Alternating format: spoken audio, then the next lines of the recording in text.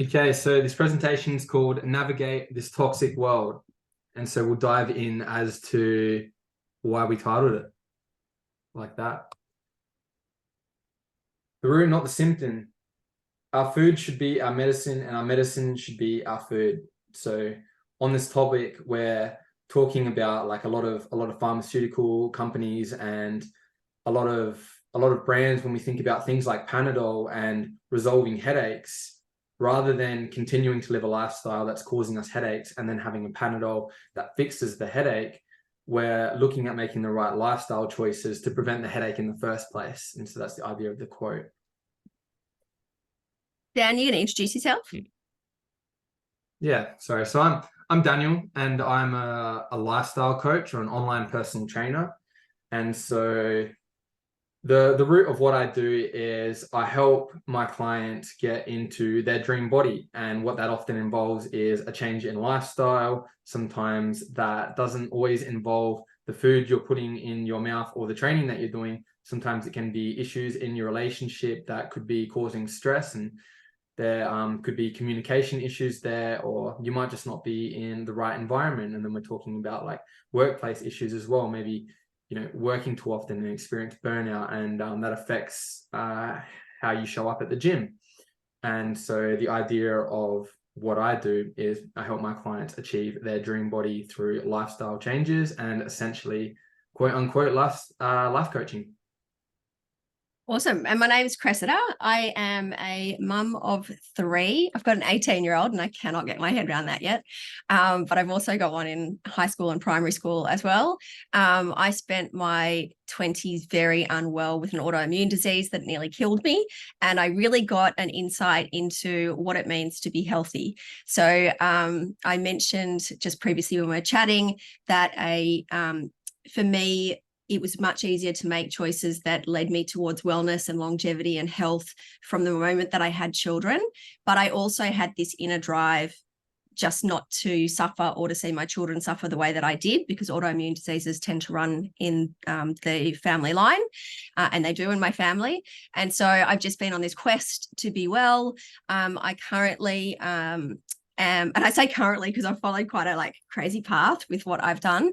But at the moment, I have my own skincare brand, and I also teach people to get the toxins out of their home. I have a silly amount of certifications and things, but I actually just love helping people get healthy. And Dan and I met a while ago and just clicked straight away, and can't wait to bring you some of these tips. Yeah, amazing. Yeah, I think that was nice that you shared a bit of your personal life, just to maybe a quick background on me too. As I was growing up and going through high school, I was not exactly healthy. I always involved myself with cross country and sport and things like that, but I was in a job I didn't like, and I was always searching for something more in life. I had no idea what I wanted to do, and that was causing a lot of unconscious pain in my life. And to escape a lot of that pain, not knowing what I wanted to do in my life, and also the culture that we have here in Australia as well, I would often drink on weekends, and I wouldn't drink during the week. I'd be extremely healthy during the week. I'd smash the gym, train, and then I'd get absolutely wasted on weekends, and my poor liver would suffer every single weekend. And then I got to a point in my life where I thought, I don't want to do construction plumbing. It's not for me. I'm at the gym every day.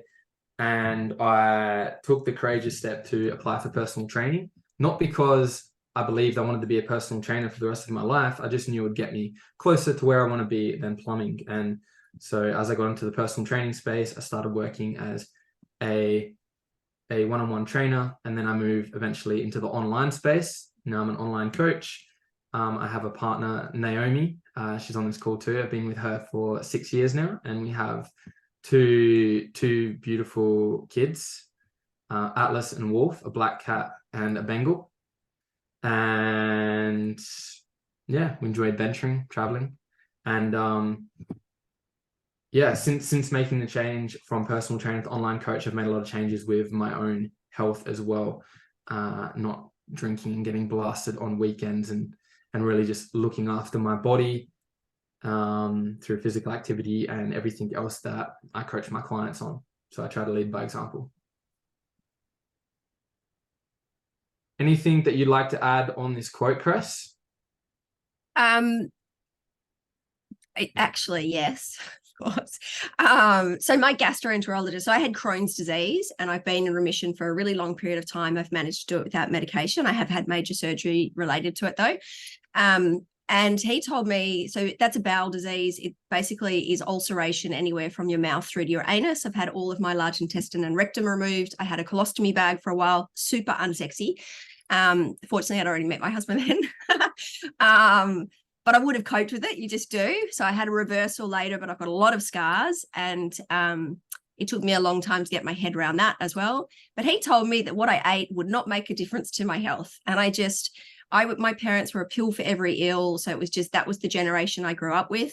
And it just didn't make sense to me. But I was 20 and I wanted to go out and have pizza and, a few drinks with my friends. And it was dial-up internet days. Like, I'm so much older than you, Dan. I just remember the noise of the internet connecting. It was really hard to find information. So we are so blessed now to have access to, well, we're blessed and it's a curse, but to have access to so much information that we can really, truly figure out what works for us individually. And I think we're both going to encourage you to do that tonight, to take a bit of information, but figure out what works for you specifically.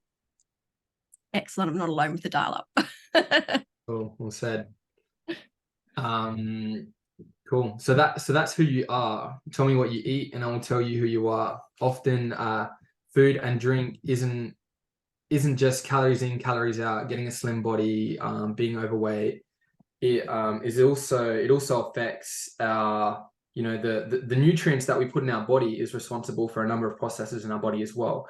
And so that can affect our eye health, our skin health, our bone health, lack of resistance training, and certain minerals can lead to arthritis, calcification.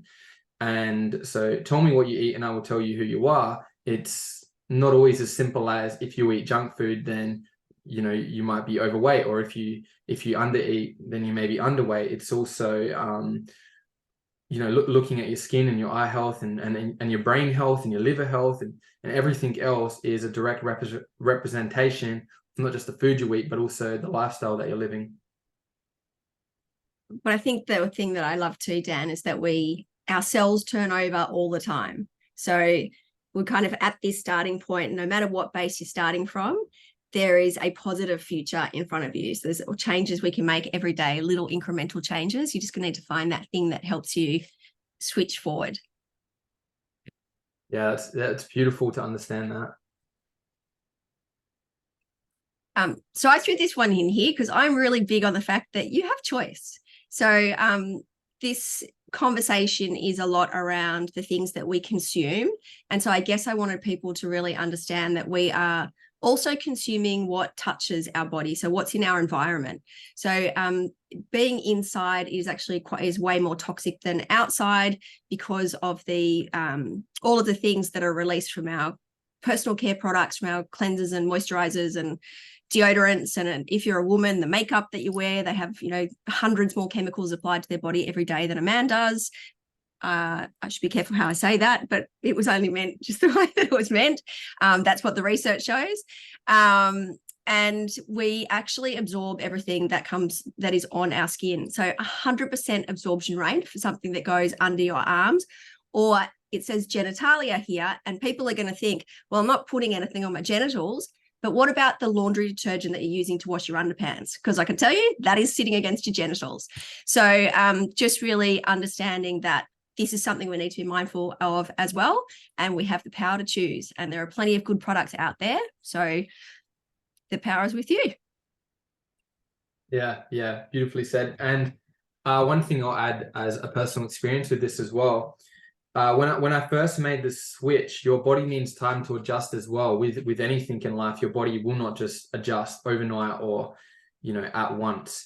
And so when I first started using a natural deodorant free of aluminium, so I switched from like a classic Rexona or a Lynx to like a more natural deodorant. And what I found was, when I was using the Rexona deodorant, if I would miss a day of not putting deodorant on, within 1 hour, I would like smell out a whole room. I would absolutely stink. And so I needed to make sure that every day, first thing in the morning, I was spraying under my armpits to make sure that I wasn't smelling during the day. And what I realized when I switched to a natural deodorant is after about a week or two, and I generally tell people give it about 2 weeks, you realize that if worse comes to worse and you forget to put this natural deodorant on, a lot of the time your body won't actually smell or stink when it's releasing these when it's releasing sweat and these toxins and things naturally. The only reason you have such an adverse effect to it when you're using Rexona and things like that is because it will block up pores and stuff like that with I think it's silicon that's found in deodorant. And when you go for a day without using that deodorant, your body's trying to detoxify maybe a week's worth. So it's just something to be mindful of as well. I'm so mindful that we don't want to take forever on every single slide, but I just can't help but jump in here because so many people say, I just can't switch to low tox deodorant. It like doesn't work for me. But I think there are a couple of things to keep in mind. One is that there was a study done many, many years ago about women that were on the contraceptive pill, and that the rate of divorce was much higher than women that weren't, because we excrete pheromones through our skin. And so if they were on the contraceptive pill, they were actually changing their hormonal cycle. And so they weren't naturally having the aroma of a human. It was really because on the contraceptive pill, you actually don't have a proper ovulation and it's not a proper bleed. So if we're just thinking about, I guess, the way that we're really intended to be in nature, is that it is true that during the period of time, often when women bleed, they often are a little bit more smelly. But if you are living a pretty clean lifestyle, you're not disgustingly smelly. Like, you've really got to stick your nose in your armpit to have, to smell something. But it is normal to have some smell, and there are things that you can do to reduce it. So sunning your armpits, doing what they call an armpit detox, which is like basically a face mask for your underarms. And also I love to use essential oils to rebalance the microbiome underneath, because it is the bacteria on the surface of the skin that actually creates the smell, or the toxins being removed from your body. And the aluminium and the antiperspirant part of the deodorants actually stop you from excreting anything, the sweat plus the toxins. And do you know what happens is that they just get stored in your body, so they have to come out somewhere else. So that's that smell that you're talking about there, Dan. Yeah, wow, so insightful. Yep. Let's move to the next one. So there was a study just to highlight the difference between real whole foods versus processed foods. And what I mean by this is a whole food, meaning like a whole tomato, a whole onion, or a sauce, or like a natural sauce with, tomatoes, salt, and say filtered water, something like that. What I mean by process is when you pick up a packet and you look on the back of the packet and, you're seeing 20 plus ingredients, words that you can't even pronounce, let alone spell. And so in short and in summary, that's the difference between real food and processed foods. Not to go into too much detail here, but only 200 years ago, we experienced industrial revolution. And that's when most of these processed foods started to hit our stores and our service stations. And so in terms of evolution, how we evolved, we weren't actually, adapted to processed foods. It was usually always real food. And so there was a study conducted with 20 individuals over 30 days. And so meals were designed to be matched for calories, energy density, and macronutrients, sodium, sugar, and fiber. Subjects were instructed to consume as much or as little as desired. And so the processed group, they gained between 300 and 900 grams, close to a kilo. And the group that consumed unprocessed foods lost the same amount. And so even though the calories were the same, a lot of the processed food sabotages hunger hormones and certain things that they put in the food to get you addicted, to get you buying more, because a lot of these big companies are more focused on making a profit. That's how companies succeed. And, that's fine. They need to make money, but it's important for us to be aware of that so we make the right choices. And the fact is that, when you're putting these addictive ingredients in processed foods, often what happens is we experience things like inflammation, lethargy, we feel tired, and we're less likely to go out and move. And so my guess is that the subjects that consume the processed foods had similar effects, and they were obviously doing less in their day because as a result, they consume the exact same calories, same nutrient profiles, but they gain weight instead of lost weight. So I just thought that was important to highlight. Do you know, Dan, I actually saw, do you know Dr. Mark Hyman? Rings a bell. Yeah, he talks a lot about longevity, and he's quite an engaging presenter. But I just saw something it was actually on social media this morning, and he was talking about the fact that it was even more recent, like as in just recently, a study where they did 3 different breakfasts. So some of them were bacon and eggs, one of them was oatmeal, and I can't remember what the third one was because he didn't talk about it afterwards, but he said that they were locked in the room afterwards. They had the same amount of calories, but they were told that they could eat as much as they wanted afterwards. And the ones that had the oatmeal for breakfast, which was just steel cut oats, right? It wasn't even like super processed or anything. They ate 80% more in the following hours than the bacon and egg guys. I'm like, wow, it's just remarkable.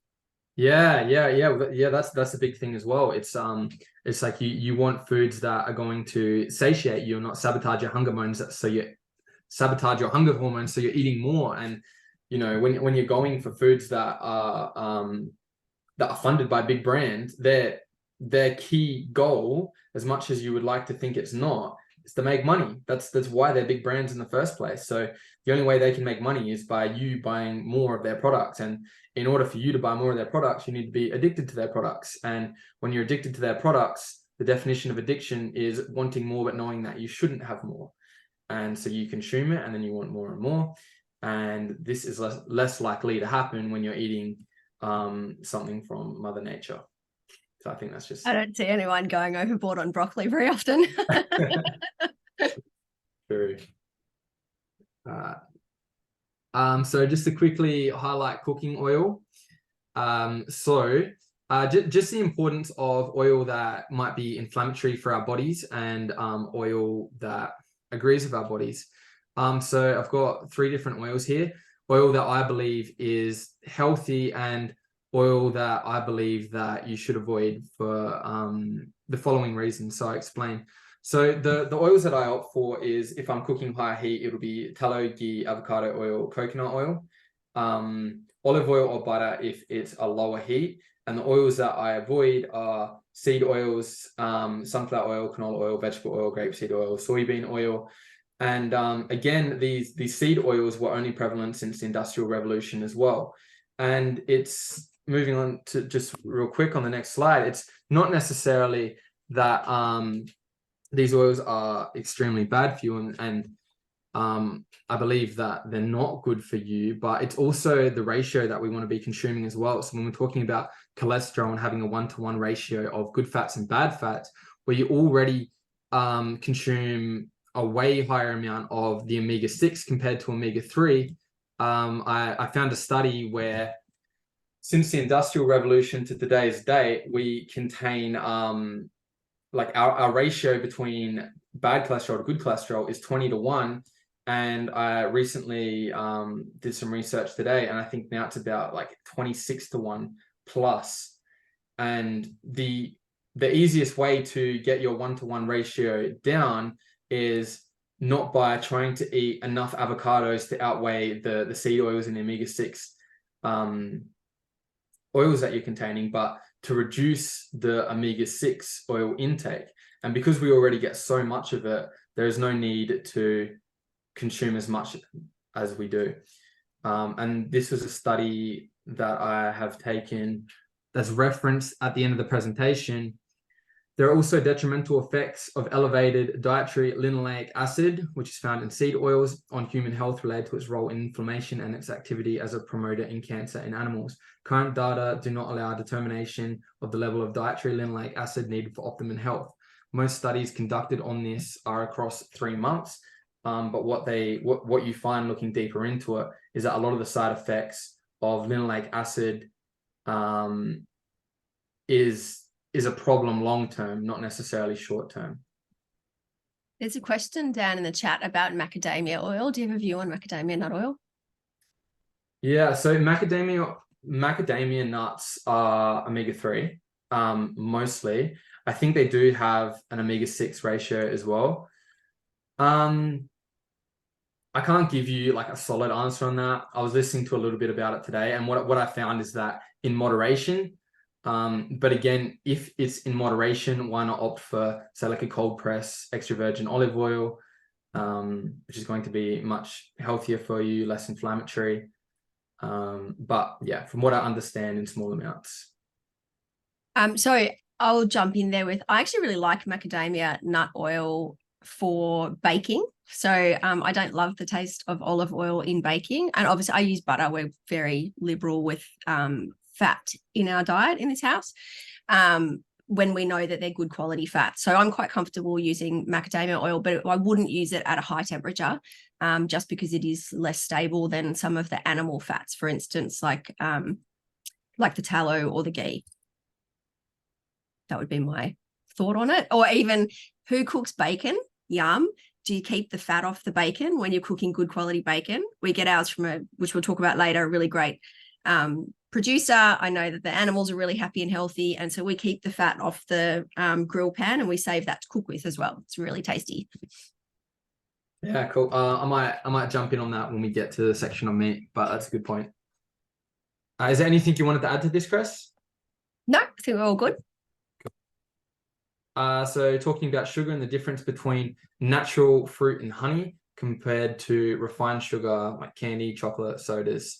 So I guess I'll just kick it off and then you can jump in as well, Chris. But the reason I believe fruit, honey, natural sugar is better for you than refined sugar is, number one, fructose takes longer to break down. It gives you a steady state of energy, rather than refined sugar can often give you a spike in energy and then an immediate crash.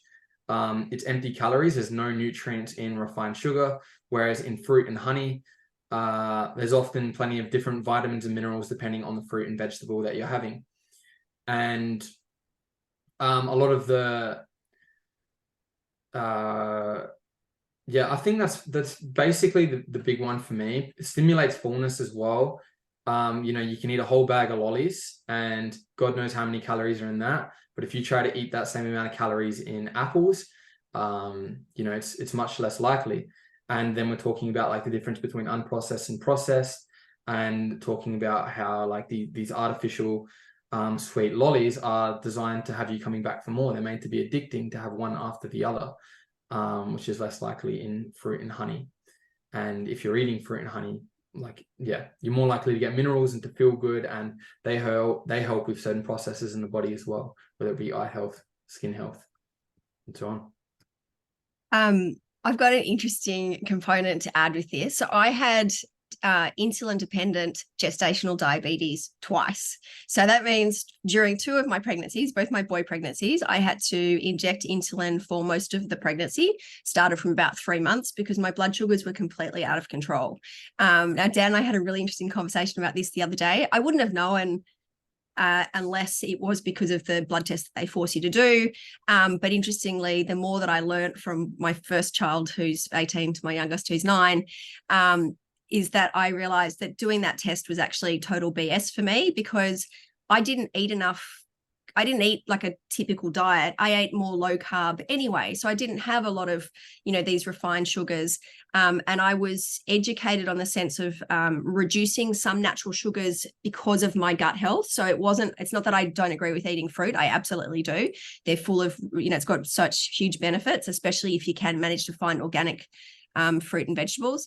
But the fruit and the honey, and I love maple syrup, was not really working for my gut health. So it made me reduce that side. So when I went to see and you're forced to do these things, you're put in a position where it's very hard to say no once you're in that medical system. So I had to have cesareans because of the previous surgery that I'd had, and I didn't want to tear what they'd built. And so it was a bit of a thing. They called it an elective Caesar, and there are also geriatric pregnancies too, which is so rude once you pass 35. I'm not a geriatric. That's not me. Never will be. And so I was really conscious of making sure that I knew how to monitor my blood sugar. And so as soon as it was available here, and I realized that I sound like a complete health nut, but I'm actually pretty like regular person, I think. But I love using a CGM. So that's called a continuous glucose monitor. So forever I did the finger prick tests, and I know my fasting insulin and all that kind of stuff. But until I bought those, and it's about $100. I will put the details in the PDF we'll give you access to later, that neither of us quite finished on time. But you buy them, you put it on your arm, it stays there for 2 weeks. If you do a lot of heavy exercise, it's good to put the little plastic cover over the top because it'll fall off or you might catch it on something. But it is just a remarkable amount of information that you cannot possibly see by doing finger pricks. It is slightly different because it's the interstitial fluid rather than the blood, but it is very closely mirrored by your blood glucose. And yes, I have done the test where you do the finger prick to measure it against it because I am that person. But what happened was I would see that during different parts in my cycle, my blood sugars would change when I was eating completely the same food. So things that I didn't realize would affect my blood sugar levels were where I was in my menstrual cycle, the amount of stress that I was dealing with. If I was getting sick, that would be an instant, my blood sugars would be going crazy and I wouldn't even know why. And then the other one that, hang on, I just forgot it. Oh, no, I know. I would wake up in the morning after having a drink with friends and my blood sugars would be excellent. And I'm like, what the heck? So that has to do with alcohol and the way that it's processed in your liver. But if you are a regular drinker and you're measuring your morning blood sugar and they're really excellent, maybe have a break from alcohol and test it. So I cannot recommend doing that more highly. I do it a couple of times a year. My goal is to live long and well and for a really long period of time. So I do like to keep on track of that, but it's an excellent tool and it's available to all of us. So I'll definitely share that with you, but it's awesome. So good. I can't wait to hear how Dan goes with his. Yeah, for sure. And I think that's like an important thing to raise as well. Like if your body has any sort of adverse effects to what you're eating, or you've got any sort of inflammatory conditions or chronic conditions, your body is much more likely to find solutions on its own with fruit, where it's got vitamins and minerals that aid in these certain processes. Certain foods are good for digestion, like kiwis, pineapples, papayas. Say, for example, you've got digestive issues, whereas candy, chocolate, and sodas is going to do you no good. And then probably lastly, what I would like to add as well is fruit can be an excellent source of hydration as well. And when you're hydrated, not just through water, but through mineral content as well, your nerve cells are firing optimally as well. And so you naturally become the more intelligent version of you because you're thinking straight, you're thinking clearly. And some excellent sources of hydration is like grapes, watermelon, cucumber, things like that are essentially structured water, because the water basically comes from the clouds, goes through into the soil, filters up through the vine. And so you're not only drinking structured water in the fruit, but you're also getting the vitamin and mineral content in the fruit as well. So like there's just a huge difference between natural fruit and honey compared to candy, chocolate, and sodas. Dan, I'm sorry, I'm going to have to jump in here and say dark chocolate is good for you. I am a 90% dark chocolate person and it is my medicine. So I just want to defend my favorite food. Yeah, no, I agree. Dark chocolate's good. Cacao's a fruit, right? Or is it vegetable? Is it fruit? Is it fruit? Well, it's from a bean, right? Yeah. So anyway, it's from Mother Earth. It's not But we're not talking Cadbury's. No, not Cadbury. Just like a good quality dark chocolate. Yeah. Gluten as well. So I advise a lot of my clients to keep away from gluten unless you specifically test for it and you can have gluten without it causing any effects to the body. One quick thing to mention here is that a lot of products that contain gluten are often processed compared to products that aren't processed, like rice and potatoes. So that's one thing. Number two as well is gluten for most people causes inflammatory reactions, whether that's bloating, lethargy, inflammation. And what that can show up as is if you eat a bowl of pasta or you eat a pizza, you feel tired or lethargic after it. have a think now if you've ever felt tired after a bowl of pasta. And often that's the gluten, and it could also be the seed oils as well, which we talked about, like the canola oil. But if you're feeling extremely tired after a bowl of pasta and you can't move, that's not necessarily a good thing. And so options that you can have that are gluten-free, that are heavier carbohydrate, that may be, and when I say heavy carbohydrates, I'm talking about low GI as opposed to high GI. So they take longer to break down in the human body. So as that breaks down as fuel, you get fuel, say, 8 hours later for the next day. And a good source of gluten-free carbohydrates, I believe, is rice and potatoes, which are completely gluten-free. And most breads contain gluten. You can get gluten-free bread. You can also get a good quality sourdough, and a sourdough that has been fermented for, let's say, 36 hours plus. The longer sourdough has been fermented before it is baked, the longer it has for the live bacteria to break down the gluten within the bread, so that when you eat the sourdough, you're ingesting pre-digested gluten. And so it's better for your stomach, and you're less likely to experience inflammation, bloating, those sorts of things. So if you are a celiac and you can't do gluten at all, I'd recommend that you don't even go for sourdough. You just opt for rice or potatoes. And then I'll probably just let you speak on that, Chris. I will comment that most gluten-free products are crap. So if you're buying something gluten-free from the supermarket and it's like a product that's supposed to replace a glutinous item, they're usually just full of rubbish. They're really high in sugars usually. It's very hard for them to mimic. They're just different. The way that gluten actually does this magic thing that makes things kind of soft and puffy and fluffy and delicious. It's very hard to mimic that. And if you try to look for it, you will probably be bitterly disappointed. So it's more like an adjustment to a different source of enjoyment, and you can make things yourself. There are plenty of recipes available now. You don't have to wait for the dial-up internet to find them. Also, there's a lot of gluten-free bakeries. I don't know about you guys, but we've got one here. But the bread is dense and heavy. I enjoy it. I only like it toasted. It's no good for a sandwich. But it is, it's just a different thing altogether.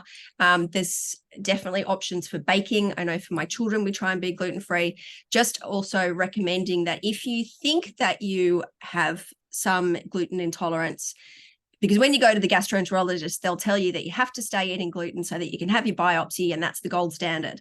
My personal experience, and those of a lot of people who have bowel disease, because obviously I'm in those communities, is that you really need to stop having gluten for 6 to 12 months completely. So not cheating every now and again, and then to try it quite extensively for a period of days to feel whether you have a problem with it. It's not possible just to have a few weeks off and then try it again and be done with it, because they believe now that it takes at least 6 months to heal if you have gluten intolerance and you're consuming it. So just that as a side note.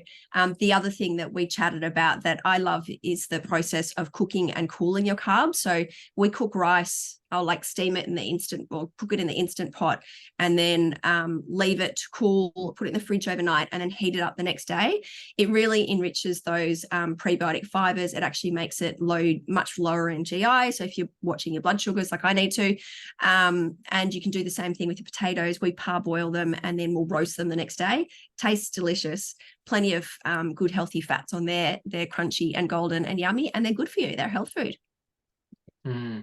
Yeah, pretty well. If something tastes spongy and delicious, it's probably riddled with gluten. You think of cakes, pasta, all of that, or pizza, all of that spongy, addicting goodness is smash. I was just going to say, sorry, one thing. Sorry, I know one thing. I'm always the one thing. But the other thing they mentioned is that glyphosate contamination can be one of the issues that they believe that causes all of this gluten intolerance.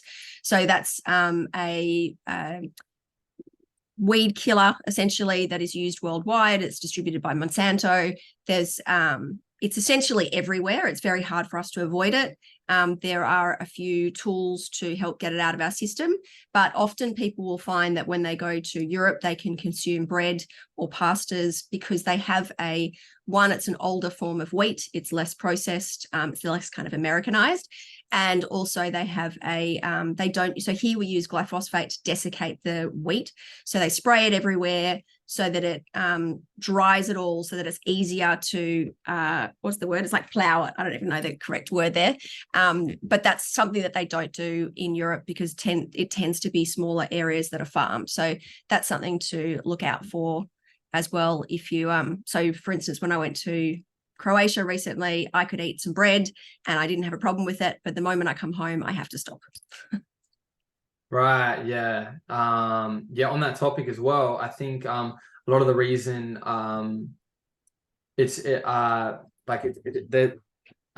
when they spray Roundup as well, things with, is it glyphosate?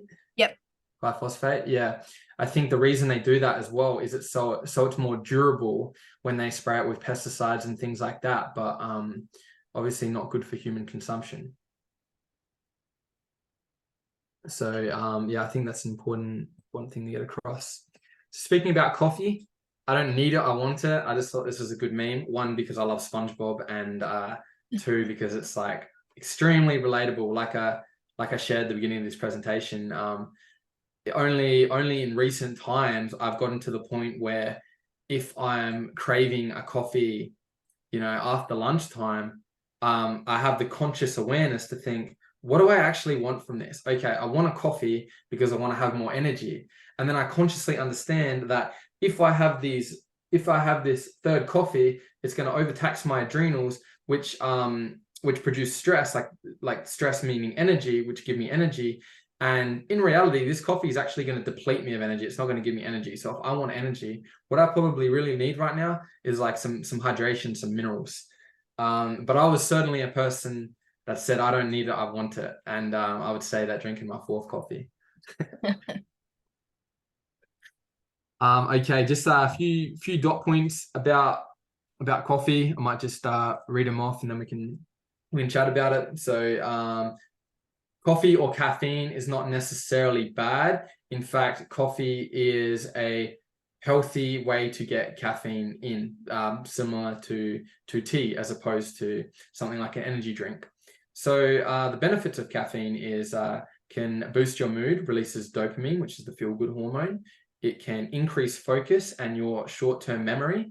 So when you think about, giving a presentation, for example, or reading a book and remembering what you've just read, coffee is great for this. Or, studies, exams, speeds up metabolism, so it can be good for fat loss as well.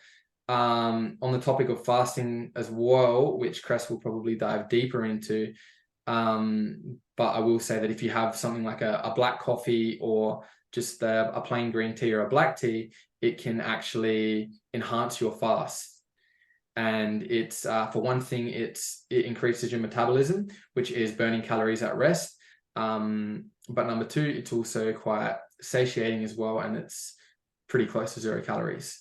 Longevity benefits as well, very antioxidant rich. They find that in blue zones such as Okinawa in Japan, in a book I was reading, Ikigai, they found that a lot of the culture drank a lot of green tea, which was quite rich in antioxidants, which was a big cause for their percentage of centenarians. So they have the largest, at least when I was reading the book, they had the largest percentage of centenarians in the world, which is people that live over 100. And there were, certain things that contribute to that. One of them being they drink a lot of green tea. Another one being they consume a lot of vitamins and minerals through fruit and vegetables, all different types, different colors of the rainbow. So my recommendation is to drink 1 cup per day, maybe 2 for long days, but this completely depends on your tolerance to caffeine. It's definitely not a one size fits all. You need to make sure that you're hydrated prior to drinking caffeine. And when we talk about hydration, we'll probably cover that deeper in water. Yeah, it's completely dependent on your intolerance. Just understand that when you're drinking your coffee, are you actually getting energy from it, or is it depleting you of energy? And you'll have your answer pretty quick. Coffee curfew, I say, of 12 p.m. because coffee sits around in your system, can be in your system from around 8 to 10 hours after consuming, somewhere between like a quarter or half the caffeine is still cycling in your body. Even if you're someone that can fall asleep quite well after drinking coffee, number one, your adrenals might be absolutely screwed and not pumping any energy for you. So you can just pass out because coffees don't even wake you up in the first place. And number two, even though you may fall asleep, you still have caffeine circulating in your body. And that means you're not necessarily entering a stage of REM sleep or deep sleep where your body's actively repairing like muscle tissue and connecting short-term memory to long-term. Another recommendation of mine is to drink a liter of water prior to 1 cup. And then talking about caffeine fast as well. This is again regularity dependent. If you're someone that drinks a lot of coffee, you may want to do, like a 2-week fast until you completely reset your body to its natural energy levels. If you're someone that is drinking, say, 1 to 2 coffees a day, every single day, you may just want to give your system a break for a couple of days. There's a question about if your coffee curfew recommendation is about dependent on what time you go to bed. So if you're a bit of a night owl, does that vary? Yeah, for sure. So my bedtime is around 10:30. So for me, it's 12 p.m. I think a lot of people have a similar bedtime, somewhere between 9 and 11. But of course, it depends on your curfew when you're going to sleep. I would set yourself a similar goal to give yourself at least 10 hours between when you're going to bed and having your last coffee. And in fact, the longer you leave it, the better. The idea is that when you wake up, you have a spike in cortisol, which is your stress hormone, which wakes you up, energizes you. So you have a spike in cortisol, hopefully naturally as you wake up, and then you can have coffee that's going to, boost that stress hormone. And then throughout the day, you're getting a lot of the high stress activities done throughout the beginning of the day. And as you head towards the end of the day, that cortisol stress hormone drops low enough so that melatonin, which is like a relaxing, more of a sedative hormone, starts to creep in and rise. And once that rises, you start to feel sleepy and you go to sleep. And what I'd just like to add to that as well is from the moment you wake, you're also building up the chemical adenosine.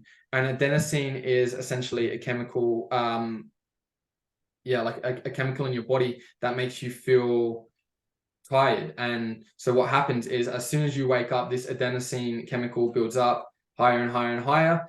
And then providing your circadian rhythms optimized, you have a similar wake and sleep time. By the time you hit about 10 p.m., say that's your bedtime, that adenosine chemical is so heavy as like a weight on your shoulders that it puts you to sleep. And so going on a bit of a tangent here, but if you have, say, a nap and you sleep during the day, so you have an afternoon nap, what you're actually doing is you're sort of like a teapot opening up its lid, letting out steam. You're letting out this adenosine chemical, and so when you wake up from your nap, this adenosine chemical has to build up again. So when you go to sleep at 10 p.m., you're not actually tired because you haven't given yourself enough time for this adenosine chemical to build up. So hopefully that may answer someone's question on naps as well.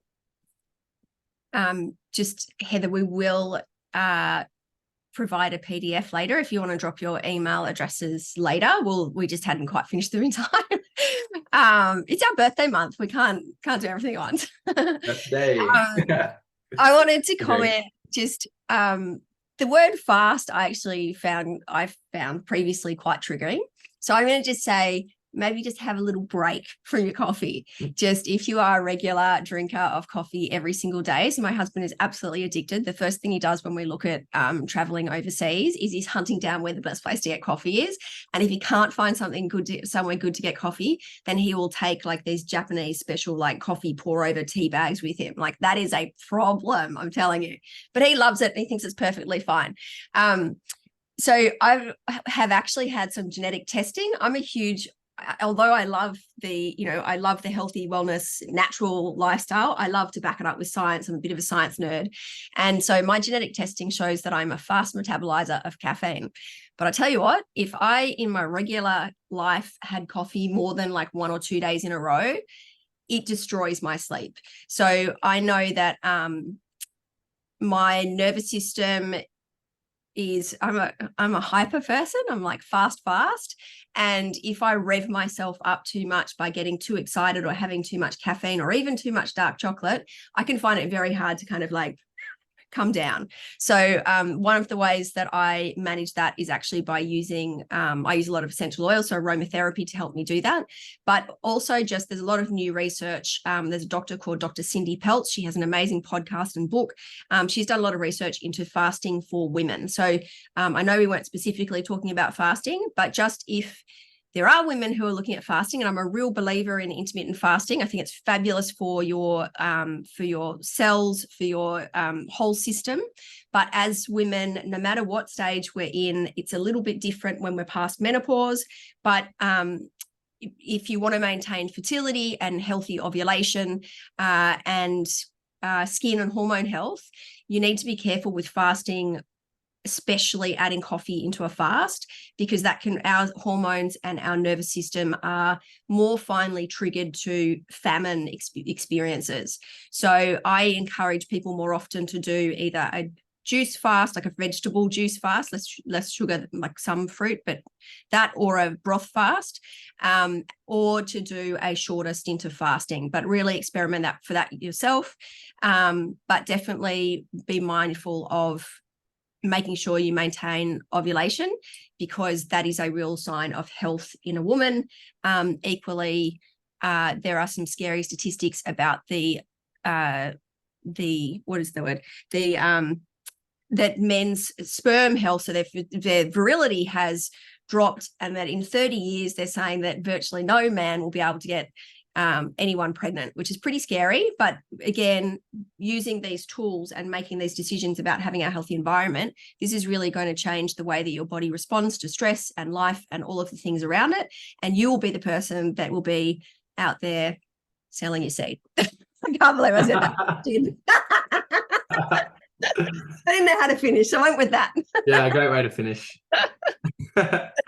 Cool. I think I think that's mostly it on coffee for sure. And I just want to highlight that, coffee and caffeine is not necessarily bad. And again, it's like, what's a good source of protein? Are you getting your source of protein from a grass-fed finished steak, or are you getting it from like an artificial protein bar? Are you getting your caffeine from like an energy drink with 50 million ingredients in the back, or are you getting it from organic fair trade coffee beans, with like some filtered water? So just something to be aware of. Your next slide goes into that, Dan. So it does. Chatting about coffee. So what a good quality coffee is, I think is so important to understand. So a lot of the instant coffee we get is can be full of mold, mycotoxins, and pesticides, depending on the instant coffee you go to. At the end of the day, it's not fresh. It's not freshly roasted. And so if it's not fresh, in order to last, it needs to be given some sort of preservative to keep it adequate for human consumption. I wouldn't say safe. And so often contains traces of mycotoxins, which are inflammatory to the human body, cause all sorts of problems. A good option, like, the best option to go for if you're buying your own beans, is to, number one, find a place that roasts their own beans, most likely in some sort of market or some sort of local roaster. And the idea is to look for beans that are ideally freshly roasted. Speaks for themselves. They're freshly roasted. They're not been sitting there for months on end. Organic, so they're not sprayed with herbicides or pesticides or anything like that. Fair trade, which is ethical. And single origin, meaning it's all come from the same place. If it's not single origin, you may not know whether, like, some's from Peru, some's from China, some's from Argentina, and they've just gathered it all. And they may have said like the Argentinian beans are like fresh and organic, and then maybe the stuff that they got from China that they added to that was not so clean. So single origin is another good thing to look for. And you 100% can find a fresh roaster that has labeled their beans from, say, North America, which is a great place to a great origin for beans. You can easily find one that says organic, fair trade, single origin. So it's just knowing the labels and what to look for. So that's the best source, clean. It's actually, believe it or not, it's actually very, very cost effective. If you go to a roaster and you buy, an amount of beans, you have to pay for your coffee machine. Once you've paid for your coffee machine, you might pay $25 for 500 grams, and you might get, 20, 30 coffees out of that. And compared to a barista, which, if you find a good barista that's using a good source coffee bean, then it may be good for you, but it's also quite expensive as well. You're probably paying upwards of $7 just for a coffee. $7 for coffee in Adelaide. No, that's a bit of an exaggeration. I'd say probably like probably like $6.50 for a medium latte, something like that. Oh, okay. Yeah. I'd say. And you just cracked the $5 in Sydney, and we're shocked. No. In Melbourne, it's been more expensive for ages in Queensland because my husband travels a lot for work, so I hear about the complaints. But yeah, it's now $5.50 for it because I drink almond milk decaf. Actually, sorry I did interrupt you, but on that, if you're going to have decaf, Swiss water decaf, so it's not chemically decaffeinated, they just run it through water, is the best option. Yeah, and on that as well, decaf beans are more likely to have molds and mycotoxins in them as well. I can't remember the exact reason, but it has, and you might know this, Chris, but it has something to do with the caffeine that's in natural coffee beans that, I don't know, it somehow battles or outweighs or solves a solution of the mycotoxins and the mold that are in the coffee beans. I just came across that. I don't know completely, but whatever you're going for, if you can get freshly roasted, organic, fair trade, single origin from a trusted source, even better. If you can find a cafe that's using freshly roasted beans, great. That's probably all I have to say on coffee. So I'll let you speak on that, Chris. My dad is a Nespresso fiend, but mind you, he's 83, healthy as anything, and it's really his only vice. He doesn't drink or anything, but they're full of aluminium. So those pods that are, I can't believe Nespresso is a B Corp, B Corp company. Like the amount of waste that they produce just blows my mind. But anyway, sorry, side note. So the aluminiums, the first thing when my mum was diagnosed with breast cancer years ago, when she went to the oncologist, they said, do you use normal deodorant? And do you wear an underwire bra? Because both of those have got to go. So what I would love to know is why they aren't telling us that before we get cancer. But anyway, so aluminium is definitely a brain toxin. They've shown that it's increased in people who have Alzheimer's and all kind of brain degeneration. So running boiling water through a aluminium pod on the daily is probably not your best friend. But there are some now that are made from kind of recycled cardboards, and I haven't really looked at it because it's not my thing. But actually, I don't know, now I sound like a real coffee freak, but have you ever tried doing the filtered water? So it's I buy the beans that have been mold tested. Sometimes I buy decaf, sometimes I don't. I don't drink it regularly every day. I go through like coffee cycles.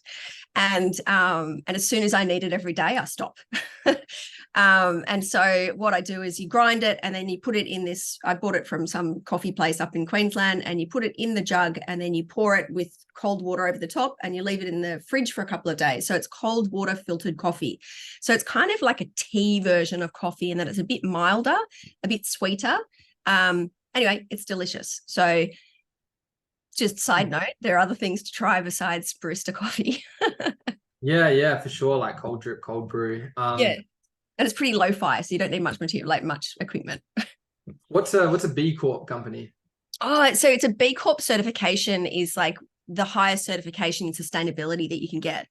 So I looked into it for my company, but it's like the hoops that you have to jump through to get it. It's unsustainable for a small business. And then, it's supposed to prove that they're doing all the right things by the environment. I mean, I really feel like as individuals, all of us should want to choose the best that we can for the environment, for ourselves, our families, the environment. But I did have a really interesting conversation with a lady who ran a couple of huge businesses at a conference I was at a couple of weeks ago. And she said that she found that so she owned Flora and Fauna and now owns Nourish Life as well. They're two very big low tox, environmentally friendly online companies.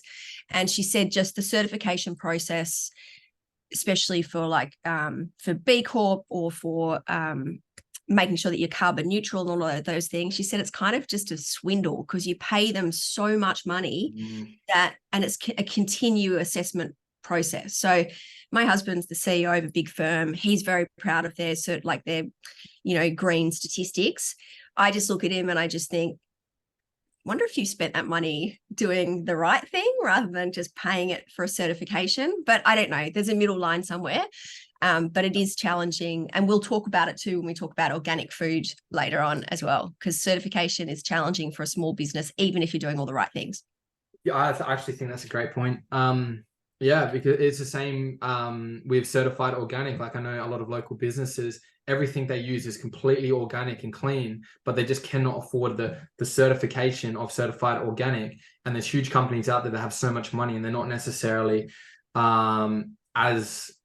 as ethical, but they're able to get that because they just have so much money and they can jump through those loops. So again, just finding local farmers markets near you.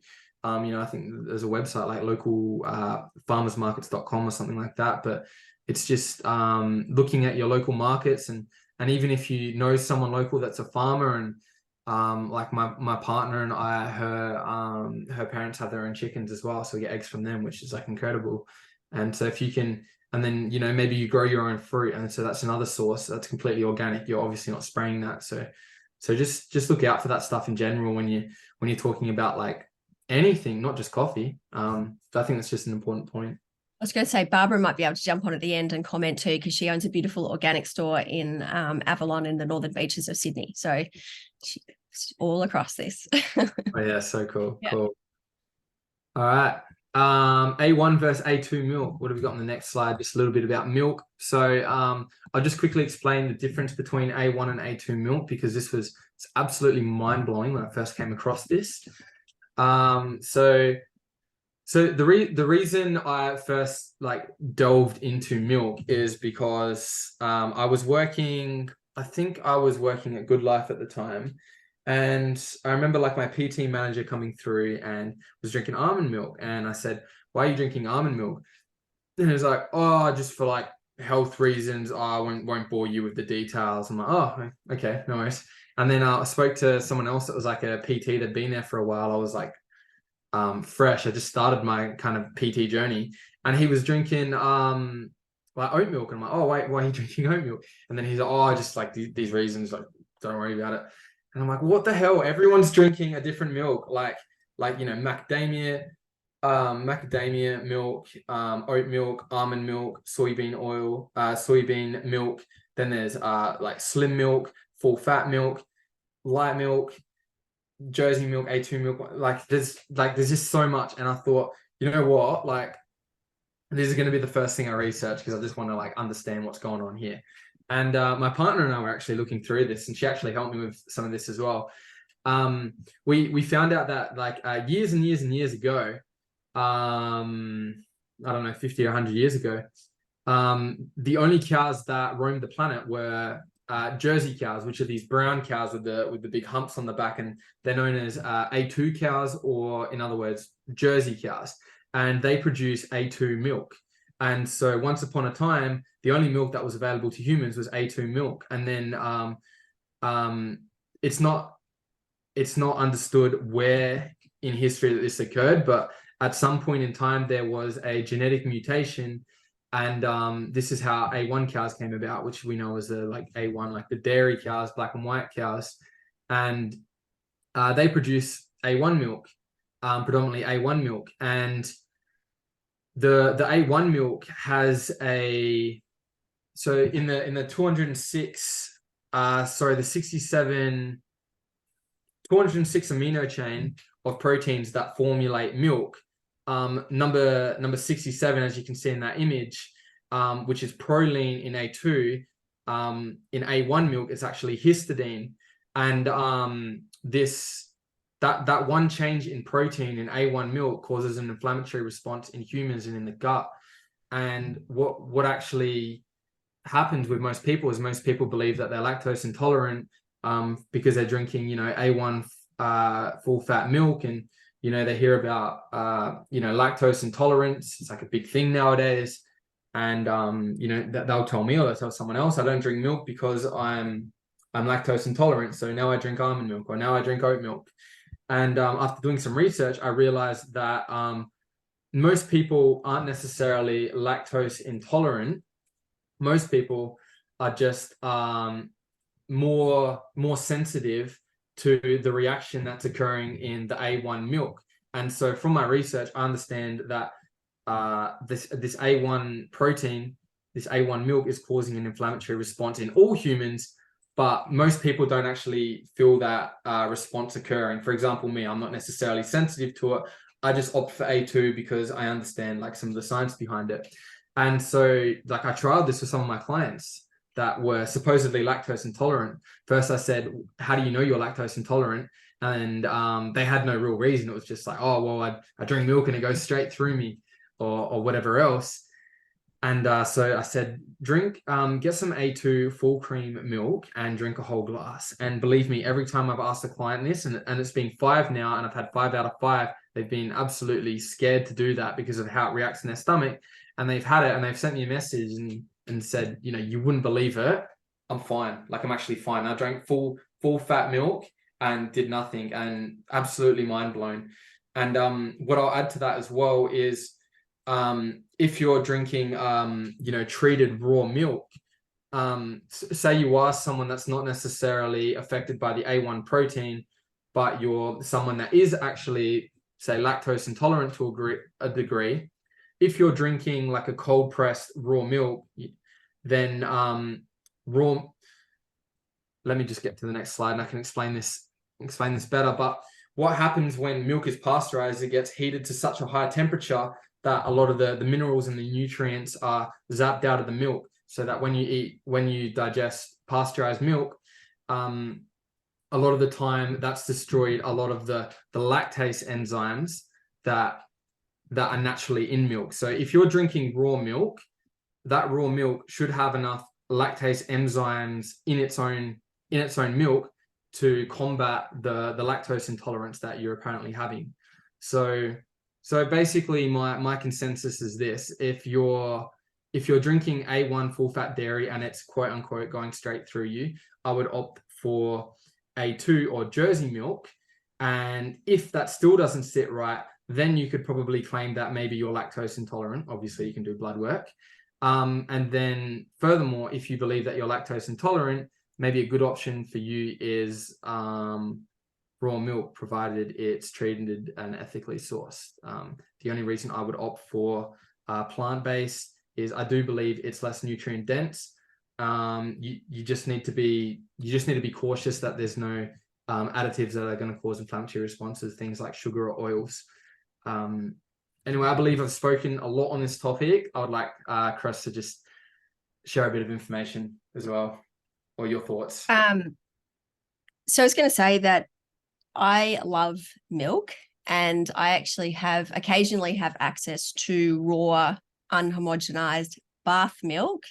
And I've had it over the years. I have given it, my children have drunk it and thoroughly enjoyed it.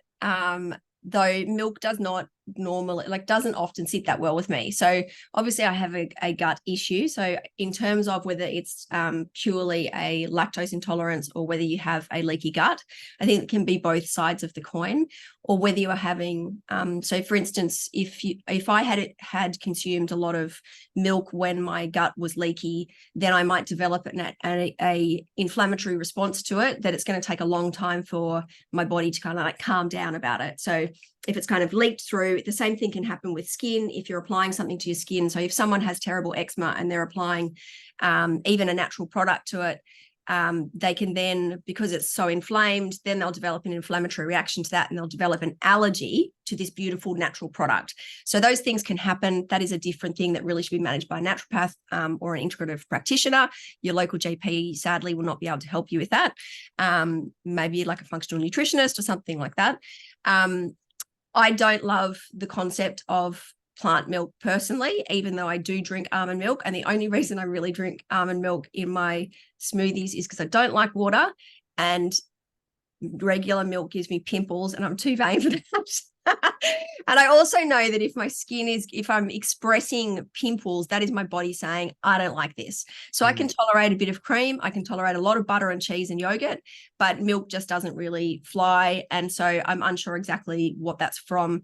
I have, not tested up as being intolerant to milk, lactose, or anything. Also casein, which is a protein in milk, can be a problem for people.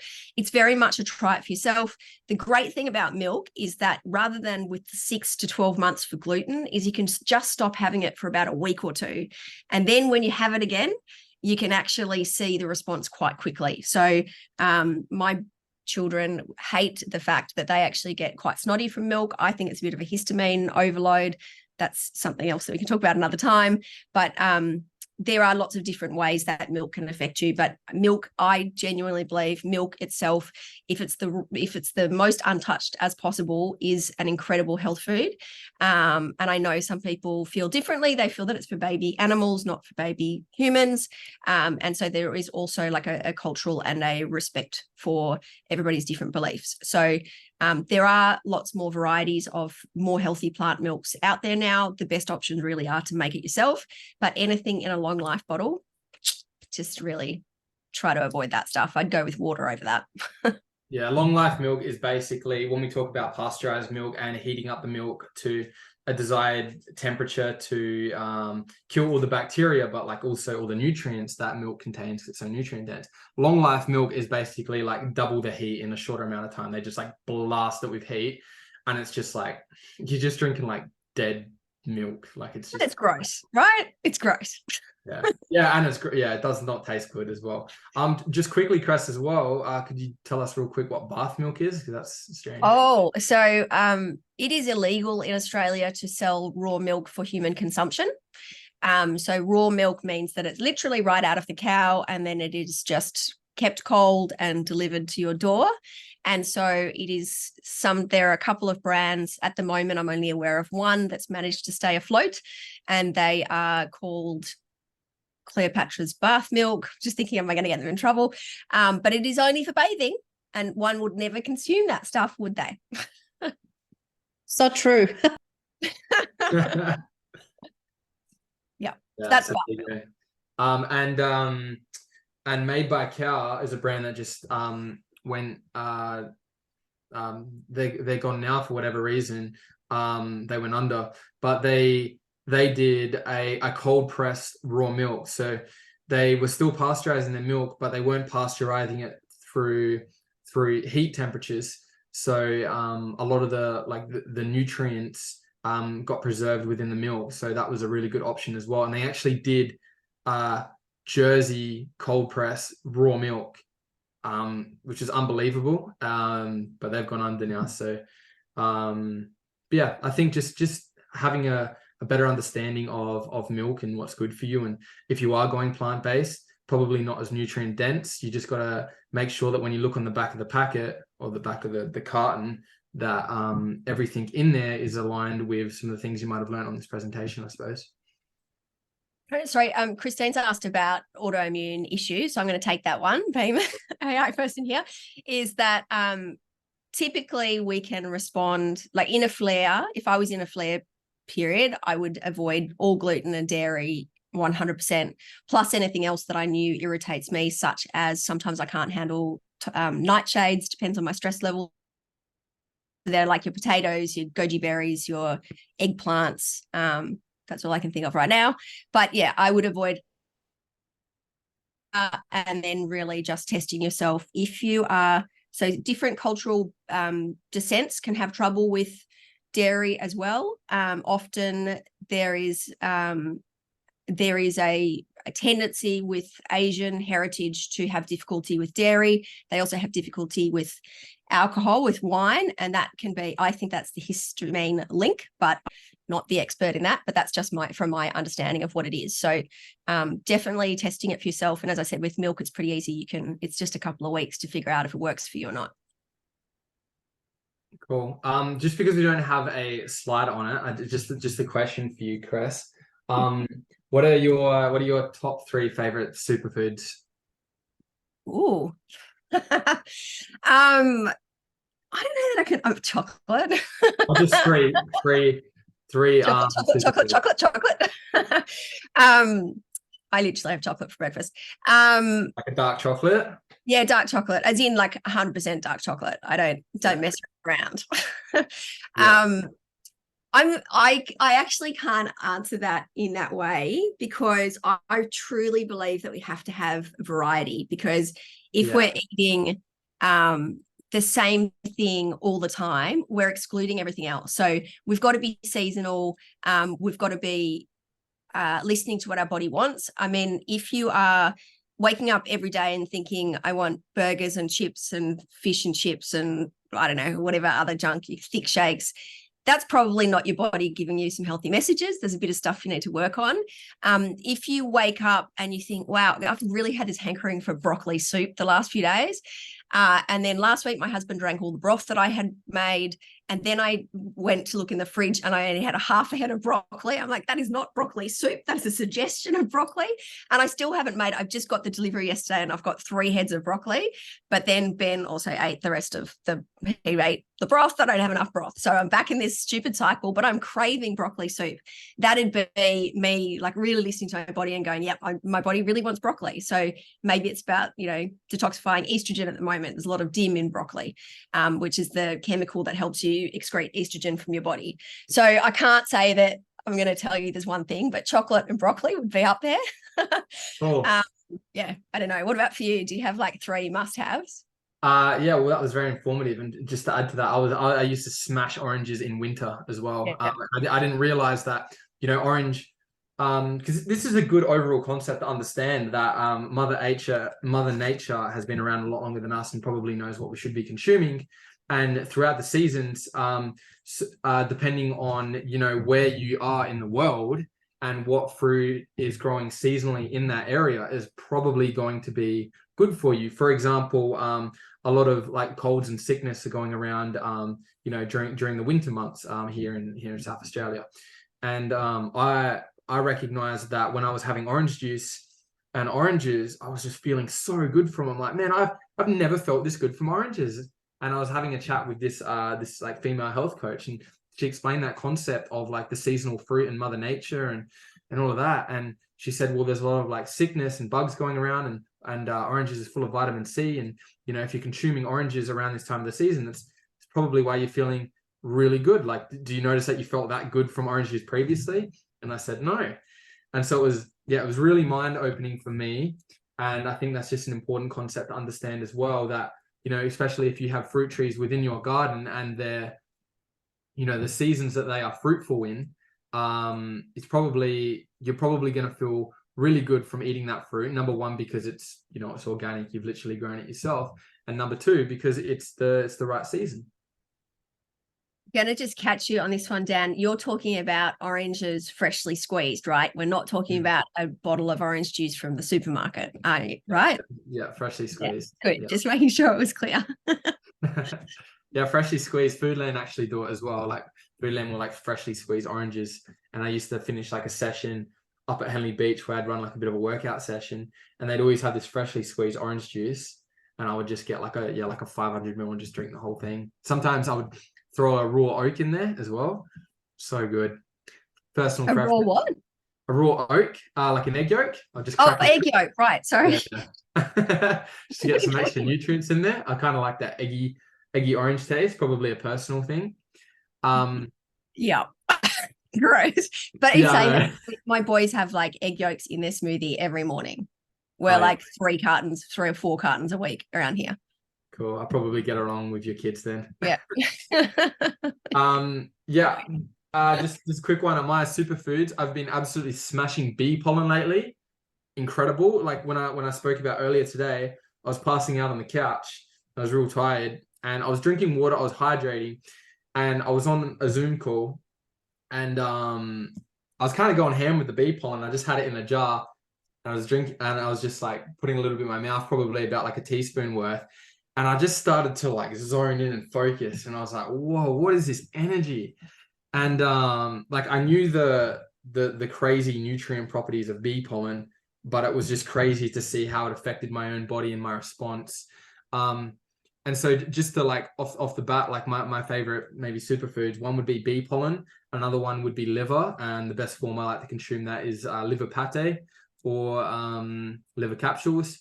Another one would be probably like a really good quality fermented organic sauerkraut. Is like so good for my gut health, which then in turn gives me energy, and a good quality bone broth.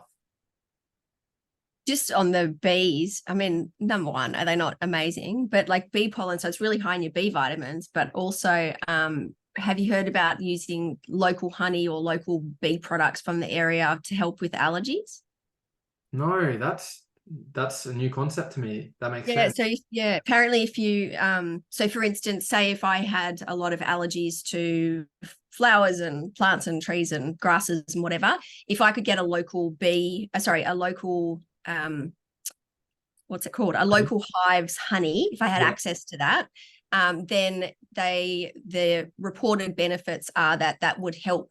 It's a little bit like the homeopathic remedy. So because they're touching all of those plants and things, that when I get, when I'm consuming that, then I'm actually tuning up my body to be prepared for exposure to those things. So I don't really get those kind of allergies, so I can't really speak to it, but I've read a lot of, information about it. So worth trying if you are an allergy sufferer.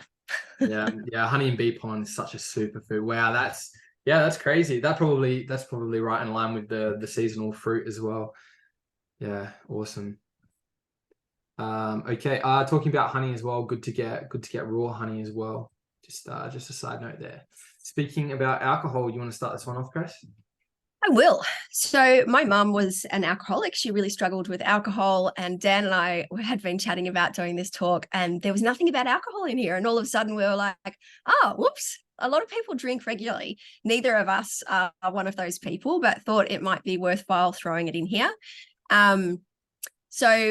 I will say that, and I actually think I shocked Dan a little bit, that I actually think sometimes having a drink with your friends is healthy. So in terms of those blue zones that we spoke about before, one of the things that one of the trains of thought on it is that the connection that these people in these communities have, because they have, they might go for, like in Italy, it's a passeggiata. One of the things in Japan as well is that they eat until they're almost full, not full. There's all these little different, finessed. Yeah. And a lot of people grow a few of their own fruits and vegetables, but often they would drink socially. So they would meet and have, I don't know if you've ever seen, but in Europe, the wine glasses are way smaller than in Australia, and they don't have the same drinking culture as here. So I lived in Italy and Spain in my 20s. I don't think you know that, Dan. But it's just not the same. Like you'd go out and you'd have one drink, and if you were there smashing 4 or 5 drinks, that's really weird. It's just not something you do, and you always ate when you drank. So the culture is a bit different. But just in terms of if you are going to have that drink and what the best options to choose are, so in terms of beer, I maybe didn't exactly classify it right, but it was just the way that it worked in my brain. So I was thinking about things in cans. I know that beer can be pub, like, whatever that's called. What's that called? On tap. On tap, thank you. If it's in a can, obviously there are issues with aluminium in cans. We haven't actually spoken about that. We have spoken about aluminium. Pre-mixed drinks are often really high in sugar, preservatives, and artificial colors. They also often have quite a high quantity of alcohol, for a percentage of alcohol for the size of the can.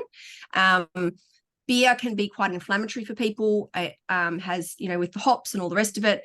There are more natural beers you can get. I can't think I will put it in the resources, but there's a beer that is gluten-free. There are a number of low-carb beers. I personally am more into like the whole foods if I was going to have a beer, and occasionally I like a Corona. I don't claim it's a health food, but I enjoy the taste of it, and it reminds me of summer. though Corona's got a bad name these days. So, you know, a beer or a pre-mixed drink, often I find European beers are cleaner, not that I drink a lot of beer.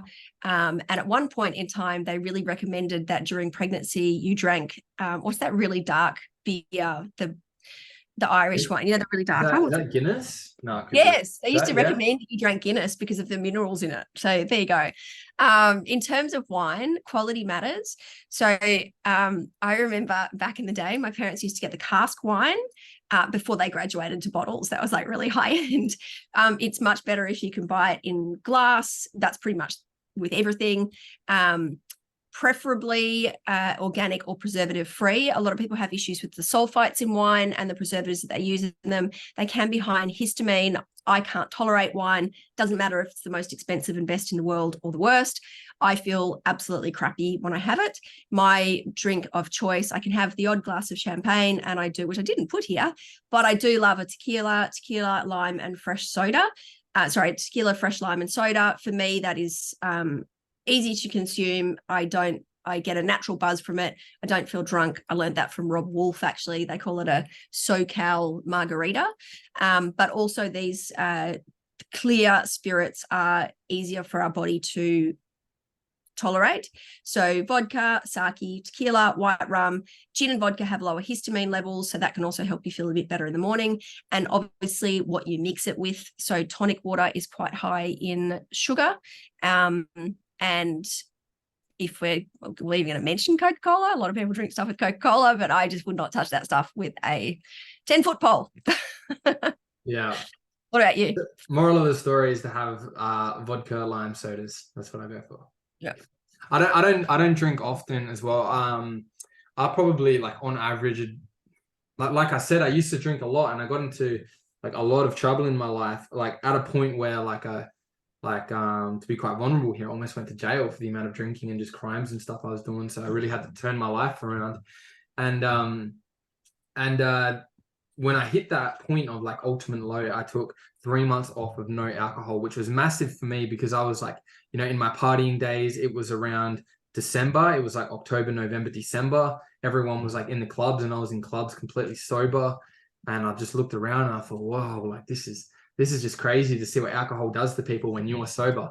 And now that I don't drink often, I probably, you know, I had a beer with my dad not long ago for a World Cup game. I had a drink with Naomi for our anniversary, not for our anniversary, for something else recently. Very rarely do I drink, but if I do drink, my drink of choice is a vodka, mineral water, and lime, because lime actually has natural electrolytes which help transport the water around your body. So it's kind of like a health drink. biohacker's cheat drink. So I'm kind of like hydrating myself. And I wondered as well, I don't know too much on this topic, but do you know how the term came to be of beer belly? And like I think it's to do with like the fermentation of yeast buildup in the belly. Do you know? That's exactly what I was going to say. And also liver issue, like liver problems. So, you know, you tend to get that on it. Actually, it's quite alarming sometimes when you see it on older people, is that beer belly, or the liver rolls, they're also called as well. There's also just a question here about, I'm just going to open it. Okay, long question. So sugar-free products versus full sugar products, Coke Zero versus normal Coke. Better to avoid both, but if you see reaching for the sugar-free alternative, is it healthier? Artificials, sweeteners and things do not agree with my gut at all. I personally, so I used to drink Diet Coke in my 20s. I wouldn't touch that now. I love kombucha. Barbara mentioned before, we have a drink that we love, which is called Ningxia, which is made from all these antioxidant fruits and vegetables. But there's so many varieties of kombucha. I mean, I've even had at some point to heal. I don't know if you've had access to it, Dan. You spoke about sauerkraut, but the kraut juice that comes off that is so nourishing. It stinks when you open the jar, everybody runs and hides, but it's so good for your gut. But it's kind of like pickle juice. Like if you mix it with sparkling mineral water, it's like an electrolyte drink. The other thing that I would have is just mineral water with fresh lime or something like that in. We use essential oils in, consume those in drinks and stuff as well. I can't get my head around any soft drink, and even the things like the kombuchas, like Remedy kombucha. I can't remember the name of the sugar alcohol that it uses, but it's not great for me either. I did go through a stage where I made my own kombucha, but all those scobies in the fridge making SCOBY babies, I felt too bad throwing them away, and there were just too many. And so I gave it up. And I also kind of went through that phase where I had it a lot. And then it was like, oh, actually, I'm just drinking water. I just love water. You guys are sure have seen I've been drinking my water bottle all night. I actually don't know how you're talking without drinking water. But I've got a bit of a dry throat, but I've given up on going to go grab my bottle. I'll just get back on it after. But yeah, do I think it's a healthier option? No, I think you just have to break the soft drink habit. It's just there is nothing good about it. That's my personal view. I've got 3 kids too, so there is a can of lemonade in the fridge that the rowing club gave my son, and it's been there for like 4 weeks. But the boys are going to share it one day, and it still makes me feel sad that they even want to drink it. I'm like, oh, really? Gross. But I know it's normal for some people. So yeah, so my opinion is probably similar to Cress. Like I would definitely aim to get to a point where you're drinking like lime, soda, and vodka, because stuff's not necessarily good for you. But if I was to give you a hierarchy of what I believe is best for you, if you're say, let's say you have like a Jackson Coke. A Jackson Coke no sugar, in my opinion, is going to be better than the latter if you are juggling between Jackson that. Coke. Jack Daniels and Coke. Jack Daniels and Coke. Jack Daniels and Coke. So I would opt for no sugar over sugar. One of the reasons, simply because you may have, a weight loss goal or a body goal. And so for one like small addition is the fact that you're not going to have calories in the zero sugar. So that's one thing. The preservatives, the artificial sweeteners, like it's not healthy for you. And if you're drinking pre-mixed cans, it's unlikely that you're having a glass or 2 of your friends. You're probably like going out having a decent night. My experience anyway. So that's just something to be mindful of as well. How much alcohol are you drinking? If you wanted my opinion on the hierarchy, I would say sugar being the worst. No sugar next, and then working your way into a similar drink to what Cress and I would have. I mean, by all means, drink tequila, but I can't stand tequila. I enjoy vodka. So, and gin makes me really sleepy, extremely sleepy. It is sedative. It's made from juniper berries. There's a question about a seltzer, and I actually don't know what that is. I mean, I've heard of it before, but is that when you mix something with sparkling water?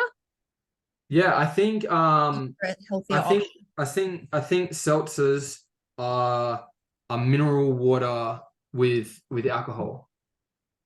But they might be like flavored mineral waters. I think one of my clients drinks 1 or 2. I haven't looked into them, but I definitely think that is like, if you look at the hierarchy I just created, you would have, the sugar, then you would have like a no sugar Jacks, then you would have a seltzer, and then you would have like a vodka where you add your own lime and you add your own like clean mineral water, rather than like the can, which is obviously in aluminium as well. So that's definitely like better than the other 2, in my opinion.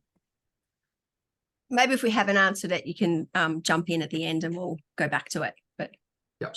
Let's go through. Okay. Okay. Talking about meat. So when we're talking about like lamb, chicken, beef, well, maybe not chicken, but like say lamb or beef, looking at looking at an animal's natural habitat. A cow likes to eat grass, not necessarily grains. You wouldn't see, I mean, cows are farm animals anyway, but they don't walk around on grain fields. They walk around on grass fields. And what happens when an animal starts consuming a diet that is not natural to its evolution, it can start to develop certain inflammatory responses, and whether that be ulcers in the stomach, and long-term short, the animal is less healthier.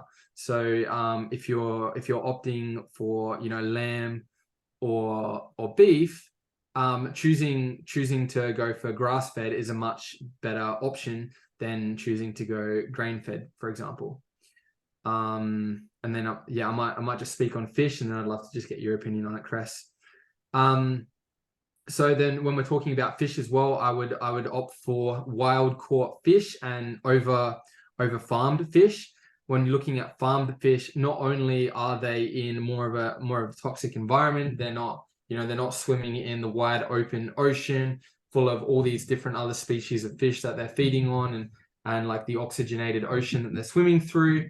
They're swimming through some sort of facility that is designed to breed loads and loads of fish and designed for human consumption. They're fed food, pellets, whatever else that is not exactly natural to the fish's evolution, as we spoke about before. And so the quality of fish that you're actually consuming can be like quite bad for you compared to wild caught fish. And I think farmed fish as well, I believe there's a lot of evidence to also support that the glyphosates can also be found in salmon to preserve the fish for longer, that when you're talking about farmed fish as well. So in short, when you're looking at whether it's fish, cows, lamb, just picking the right place to shop at. So like if it's for meat, it's like a really good butcher. If you're talking about fish, it's a really good like market, someone that you trust. And when it's fish, you're looking at wild caught. When it's beef or lamb, you're looking at grass fed, not grain fed. And on the fish side of things, you're not looking for things that are farmed. And then if we move on to the last slide, when we're talking about packaged and processed foods, often there's inflammatory additives, ingredients, or preservatives. When you look on the back of the packet of a sausage, trust me, you're not just going to see meat and pig skin. You're going to see about 50 different ingredients, a lot of that being the inflammatory oils we spoke about before, a lot of them containing salt. Not that salt is bad, but a lot of the time the salt that they use in these products is sodium that could be often bleached and completely stripped of its mineral content, and we get enough sodium in our diet anyway. So avoid packaged and processed meats when you can, and opt for a good source when you're looking at getting your meat. Not to mention, I just want to quickly add as well, my partner and I recently came across this butcher in Adelaide, Oink Bar Moo, something like that, or the other way around. And we saw this rump that was completely grass fed. It was porterhouse steak. And we asked if they could cut that up into sections about this thick, and they cut it up into sections. So we had this grass-fed porterhouse steak, quite thick, which is incredible. Eight pieces of steak for $27. And if you go to like a Coles or a Woolies and you bought porterhouse steak, first of all, you're not going to get a grass-fed good quality steak from there anyway. But let's say you got the best quality steak you could find, you're probably paying that amount of money for like one steak, maybe two steaks. So the moral of the story is, even with like fruit and veg as well, find like a really good fruit and veg store to do all your fruit and veg shopping. Once you find a good store, you can do it for life. And Chris and I will have PDFs that we can attach later on. And same with like fresh markets as well, with the meat that you get. Once you find a good market that's good price and sells good quality meat, you can go there for the rest of your life. It's the same concept of getting a good coffee machine. You've got a good coffee machine. Now you can go and buy good quality coffee that's not too expensive. Have that forever. Same as when you find a good, a good butcher, a good fish market, and a good fruit store. So there we go. I think you, when you're looking at Coles and Woolies, you're often, a lot of the time, you're paying for the advertising and the conveniency. They're usually closer to home, and everyone knows about it. Where do you do your groceries? Oh, I'll go to Coles or Woolies or Aldi or Foodland. But you need to understand that even though it's not as advertised, there's a lot more out there. My comments on this, I guess, would be like with all of the other things, is that where like provenance counts, right? So where it comes from really matters. And, one of the things we can do is really support those small businesses that are doing the right thing. I'm not sure how it is. I've never been to South Australia, but in New South Wales, a lot of really good quality butchers have gone online only. So they deliver it frozen and cryovac. It took me a while to get my head around that, because I'm sometimes really organized and sometimes totally not organized. So now I've adapted to the stage where I've often got things frozen and in my freezer. But just recently I was asking a lot of questions about the new forms of vaccinations that they're bringing to prepare for animals, and I wanted to understand about whether they were going to be used. And so I just found myself actually writing to the producers that we use. So there's a big company here called Harris Farm. We buy a few things from there. There's another butcher that my husband really likes to buy stuff from because they're often on sale. And so I wrote to them and I asked, and I wasn't happy with their responses. So I think probably it's really good to get to know people. And I know that, Barbara, you're probably struggling to bite your tongue there, but, you know, when someone owns a shop and they live and breathe what they do, a bit like both of us do with our businesses, just by having a conversation with them, you know if they're going to be aligned with your values as well. And so just supporting them where you can. We had a conversation about whether we eat ham. So I actually really like ham and bacon. We buy it from our exactly from our regenerative farmer. I know his stance on the way that he looks after his cattle. Actually, my dad has 85 head of cattle. He's trying to grow to just over 120, but he only sells his beasts off to butchers. We don't get those butchered, so I don't actually have access to them, but I guess I could if we were really hungry.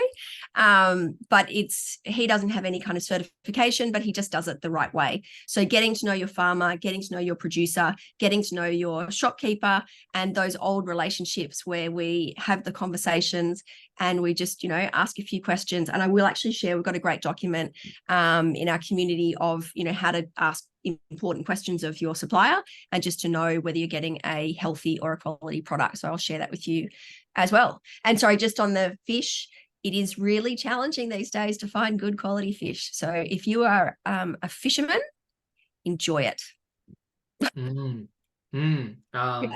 On that as well, and yeah, you know, I'll provide resources as well, but recently I went to the Adelaide Central Market, and the place I believe is called the Corner Deli, and I got some salmon from there once, and this was when I was pretty new to fish, because I'm not a huge fish person, but after trying this I've become one.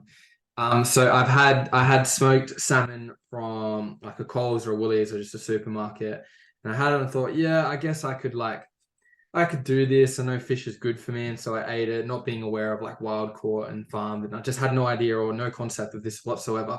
And so I ate it and thought, yeah, this is okay. Every now and then I could probably have it. It's good fats, good source of protein. And anyway, I went to this place in the markets and I said, oh, can I get some of that feta, which was like in cold pressed virgin olive oil, so nice. And I said, can I get some of this salmon too? And then I brought it home and I realized that rather than being like an orangey color, it was like a real pinky color. So the color of the fish actually changed, for one thing. Two, when I put my fork into the fish, I could kind of just like strip it off. It wasn't like, you know, clinging or anything. It wasn't tough.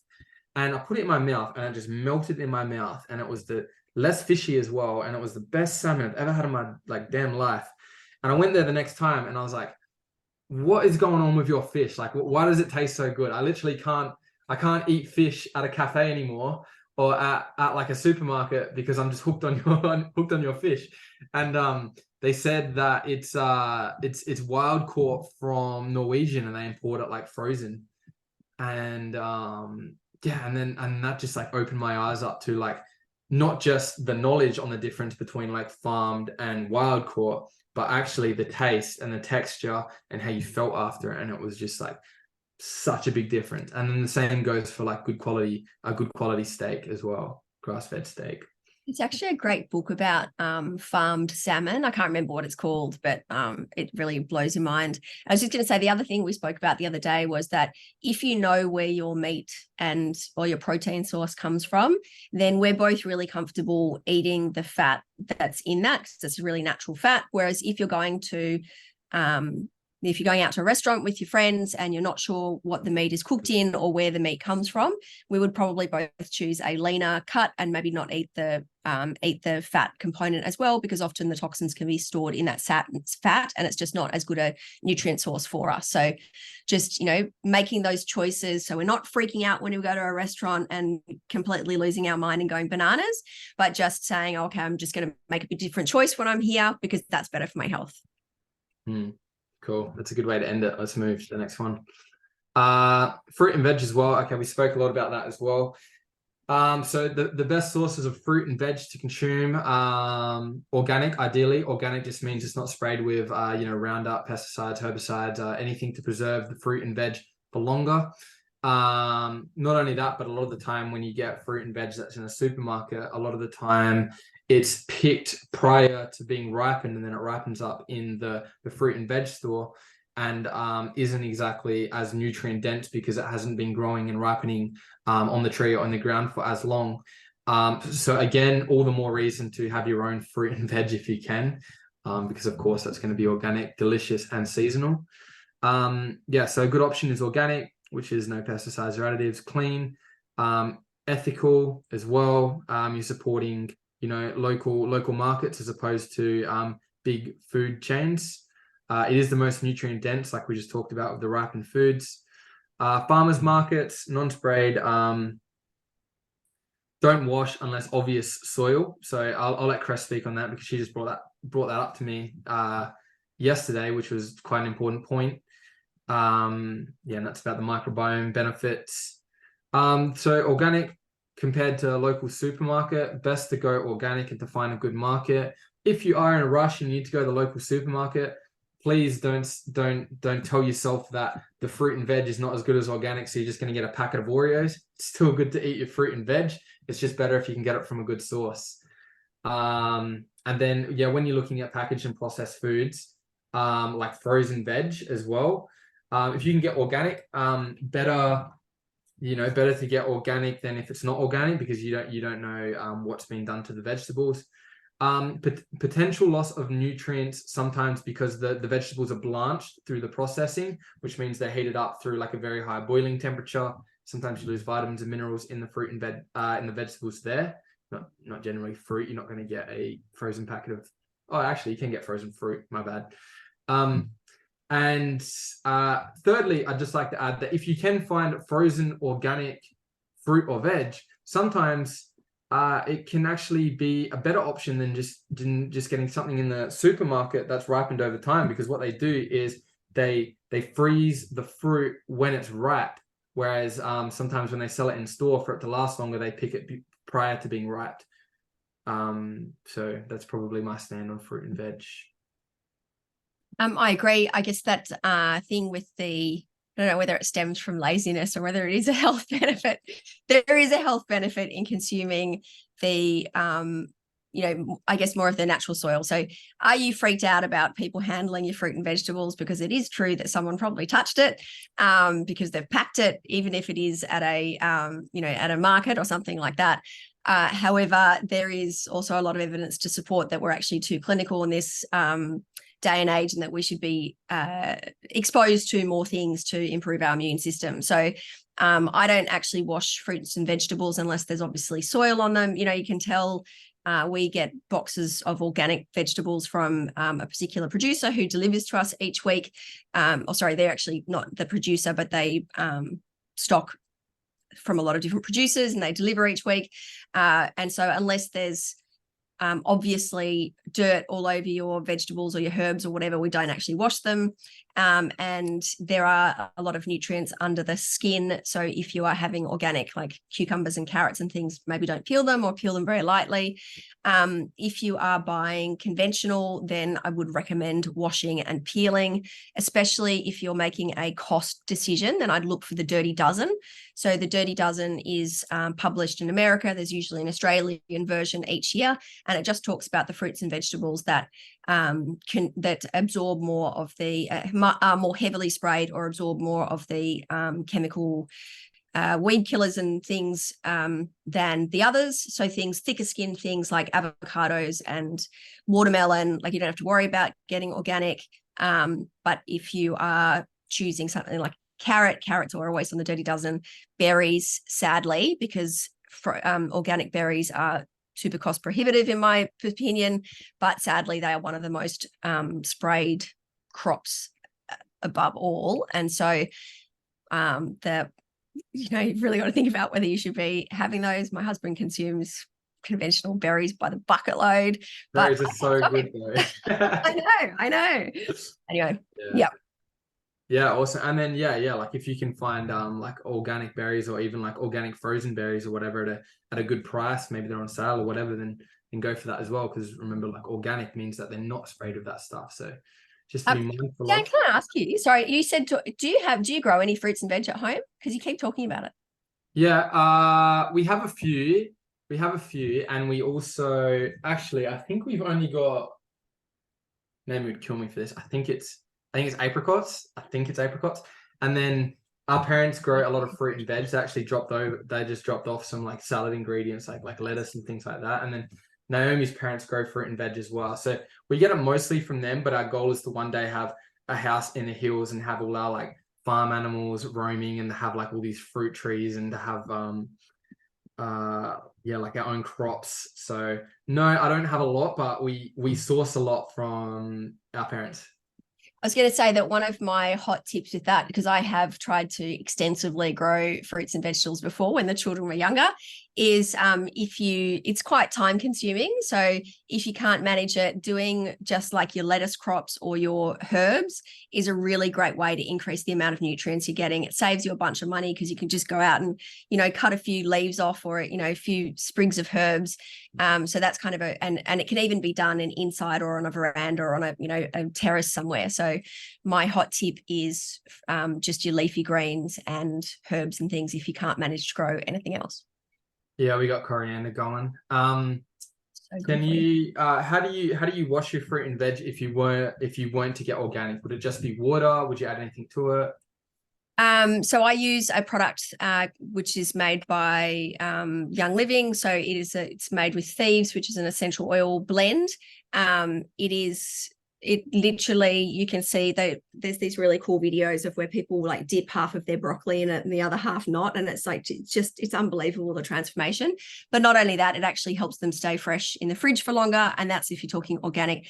But as I said, I do not actually wash my organic vegetables because that's like a step too far for me. But I do try and do my husband's berries. And if we buy things that are conventional, and when I go to my in-laws' house, I also would take it with me because they only have access to conventional, and so I wash those. You just basically fill up the sink with water, put a cap load in, dunk your stuff in there, leave it in for a few minutes, rinse it off. Not even a few minutes, but like rinse it off, and then just leave it out. I leave it on the drying rack, like very lo-fi, and then put it away in the fridge, and everything lasts longer and it tastes delicious, and it removes some of those pesticides, not everything, but some of them. Yeah, awesome. That's for sure. And it's really like cents. It's like not expensive. Because I think I watched somewhere that like a bit of a black and gold home remedy is something like bicarb soda and vinegar. And so the product you're talking about probably just a bit more power. Similar products, but just a bit more powerful. That's pretty cool.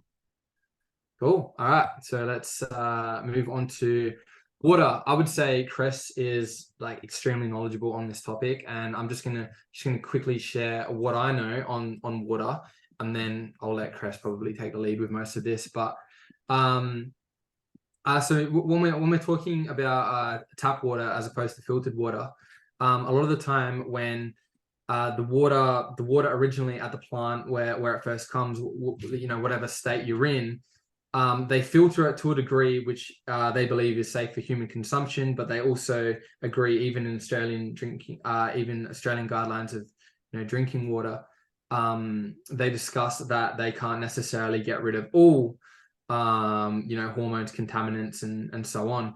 And so not only that, the water's not completely filtered at the plant, but as it comes through to your house, going through like the pipelines to get to your house, you can imagine there's no one in there with like a toothbrush scrubbing the pipes, and the bacteria and bugs and things that get into the water, rust builds up, bacteria, and so the tap water comes through those pipes, copper pipes or whatever pipes it is, in your area through to your house, and we have a filter before the water enters the house, but it's mostly just a sediment filter, and so that will often clean out most sediments. So you're not going to have like heavy sediments like dirt or sand in your glass.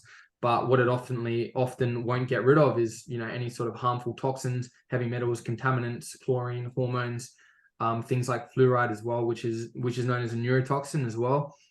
And like, just on the idea of fluoride as well, the overall concept is that the reason people are getting problems with their teeth and things like that is a mineral deficiency. So again, talking about the root rather than the symptom, rather than helping people increase their lifestyle and getting more nutrients into their diet to support healthy teeth, they introduced fluoride, which would supposedly counteract the poor lifestyles that we were living. But then, looking further into it, and it's certainly hard to find studies on it, because fluoride is literally in all water across everywhere. And not to go too deep into the rabbit hole, but obviously Google is, like, if you're doing your research on Google is owned by the same people that are authorizing fluoride to be in your drinking water. So they're basically on the same team. So it's hard to find evidence against this stuff, but there have been plenty of studies that show that fluoride is a neurotoxin. And if you've got a healthy lifestyle and you're eating like a nice variety of vitamins and minerals across all areas of life, you're having a healthy lifestyle, you're going to support healthy teeth anyway. And so to combat tap water, you would opt for a good filter, and Cress has more knowledge on what filters you would go for. So before I let her take that away, I just want to express that when you're drinking water as well, often we think that when we're filtering tap water, we're like, sweet, we filtered the tap water, we can just drink that. Well, often we filter all the harmful, toxins, metals, contaminants, but we sometimes filter all the good stuff as well. So what we want to do is we want to remineralize our water. And one way we can do that is by putting a pinch of what's known as Celtic salt, which is this very mineral dense salt, which contains somewhat of like 82 trace minerals that our body requires for certain functions in the body. So what we can do is, like, to start our day off, is we can have a say a stainless steel glass, like a good quality container for our water that's not going to be like leaking plastics and things into our water. We can fill that up with some good filtered water, can add a pinch of Celtic salt to remineralize our water. It also helps with water retention. So rather than the water going straight through your body and out again, the water will sit in your body for longer because of the water retention from the salt. You're getting some trace minerals in, some electrolytes in. If you add a squeeze of lemon as well, Cress uses lemon oil, I believe, over lemon, just because the lemon can erode your teeth over time. But what I'll do is I'll squeeze some lemon in there, which acts as a natural electrolyte again, which helps transport the water to areas of the body that require it, whether you've got, sore muscles or brain fog. And also, lemon is very good in terms of, it's good for your skin. It's anti-cancer, plenty of other benefits with lemon, including like digestive benefits too. So that's how I would start my day with, like, I've got a 2-liter glass bottle, which is an extremely clean container for drinking water. I'll fill that up with filtered water. I'll put a pinch of Celtic salt in there, and then lemon. And that just about sets me up and re-energizes me. And just on that as well, we spoke about earlier, when you're properly hydrated, you're energizing you're fueling your nerve cells, which is like firing and wiring, helping like with short-term memory and with focus. And if you're not properly hydrated, you're going to feel lethargic. You're not going to be able to think straight. And often the root cause of your tiredness, just next to sleep, is lack of hydration. I was just thinking while you were talking, is that at our best efforts to keep this short, it has not been short at all. So number one, I just want to say thank you to everyone for sticking with us, because we know it's a lot of information. And thank you so much for listening to us share what's on our hearts. Water is a very divisive topic. So I will share with you my thoughts, but know that it's important that you do research for yourself. And just an example as to what Dan was just sharing with us is that YouTube has just announced that they will be actively suppressing and deplatforming people who share any information that does not match up with the WHO guidelines. So where and how you get your information is tricky these days. And I also encourage you to sort of lean into the community of people that have the same values as you, because they'll be able to help you get accurate information, shall we say. So I personally am a huge proponent of having filtered water. We have chosen to have a whole house filtration system, and we also have a reverse osmosis system. So what that is just inside our mains, we have a big box. There's a picture on the next page, but just stay here for a sec, Dan.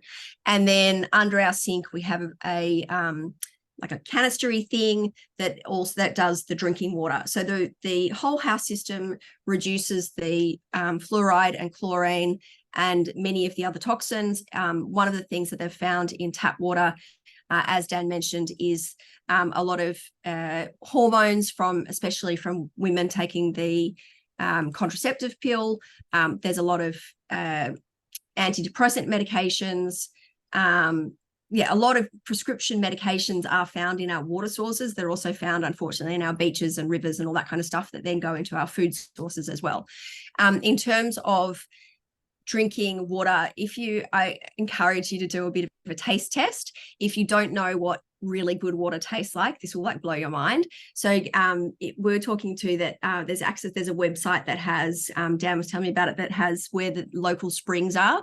So if you can collect some fresh water, if you don't have a water filter, fresh water from a spring, and then keep it in a great container. You want something that's non-reactive, like stainless steel or glass. BPA free plastic is your better option than any other type of plastic. You definitely don't want anything that's squeezy, and even be mindful if you have anything plastic that you're not heating it, because that will, no matter what kind of plastic it is, it will damage it anyway. I like to add salt to my water. Even though we have a remineralizer in our reverse osmosis system, it only works for a short period of time after you have the filter changed. Then it is just insufficient. Also too, my mineral needs are much higher than other people's because I don't have the same intestinal system. So I get very thirsty. There's no way I could sit here without drinking water. I'm still admiring that you're doing it. And I add quite a lot of salt. The water feels... While you're talking, I'm going to go grab some water. Go get a glass of water. It makes me feel better. The water actually feels somehow softer and more hydrating, and it feels more aligned with your body. I can't really explain it unless you've experienced it. In terms of the options available, I can't turn the presentation over. Anyway, that's okay. In terms of the options available, so I love something that's called a Waterman filter. It's from Waters Co. I've put a little bit of detail about it on the next page, and I'll link to it in the PDF. So it is about $100. It is about as big as my glass jar here, and it has a water filter in it. It actually has delicious tasting water. We use it for traveling. We lived at a home and we lived out of home for a year while we were renovating. We had 2 of those and a jug, and that's what we use to filter all of our drinking water. There's the Waterman filter. It comes in with packs of filters that last you 6 months. I can't remember how many liters of water it does, but I think I wrote it on the slide. Then the next option up is the jug from Waters Co. Do you mind just flip slides, please, Dan? Okay. Can you go to the next one, and then you can go back to that one? Yep. So the next one is that so I take that portable one traveling with me. I take it all around Europe with me. It filters water very quickly, and we always take a water bottle. So you just people say, oh, but it's plastic, and yes, I would try and avoid plastic where possible, but taking a glass bottle away, like a glass filtering system, is going to be challenging, to say the least. The jug is great. That's the jug in the middle. It's also from Waters Co. It's less than $200. It filters 2,800 liters of water, which they describe as being, a family of 2 people for I think they said a year. Depends how much water you drink, I guess. It's a larger capacity. It has an extra step of filtration. So it's 10 steps. It's fast. It's effective. It's easy to keep in your fridge. It comes with the filters. And so you don't have to, and they even send you emails about when you have to change them and whatever to make it a bit easier. The next step to that would be an on-bench system. They're around $800. That one's a Zazen. So it does alkaline water.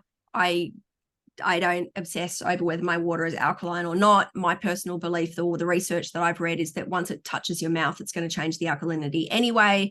Maybe if you have a specific health concern, maybe that's something that you need to worry about. However, these are pretty popular, about 5 cents a litre. You can buy them a bit in proper glass rather than the plastic. It also is 10-step filtration. Interestingly, it does not filter quite as well as the jug. So just an interesting kind of, you can pull up the charts and have a look at them. In terms of the, I can only give you a list of suppliers around New South Wales, but I've got a colleague who is the president of the Building Biologists Association, and she said that she would be very happy to share her codes with you guys. So I'll put that in as well. Yes, they filter the fluoride out. So the portable and the jug one do. The on bench, so the jug is 99%. The portable, I think, is 97%.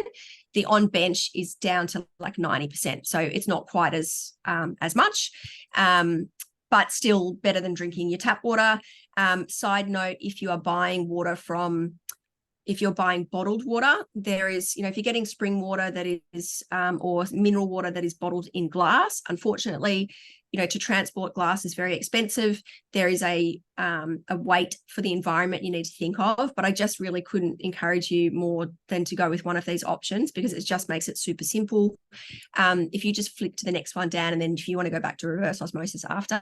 So here I'll show you, it's not just what we're drinking. Your skin will completely change by the filter that you use.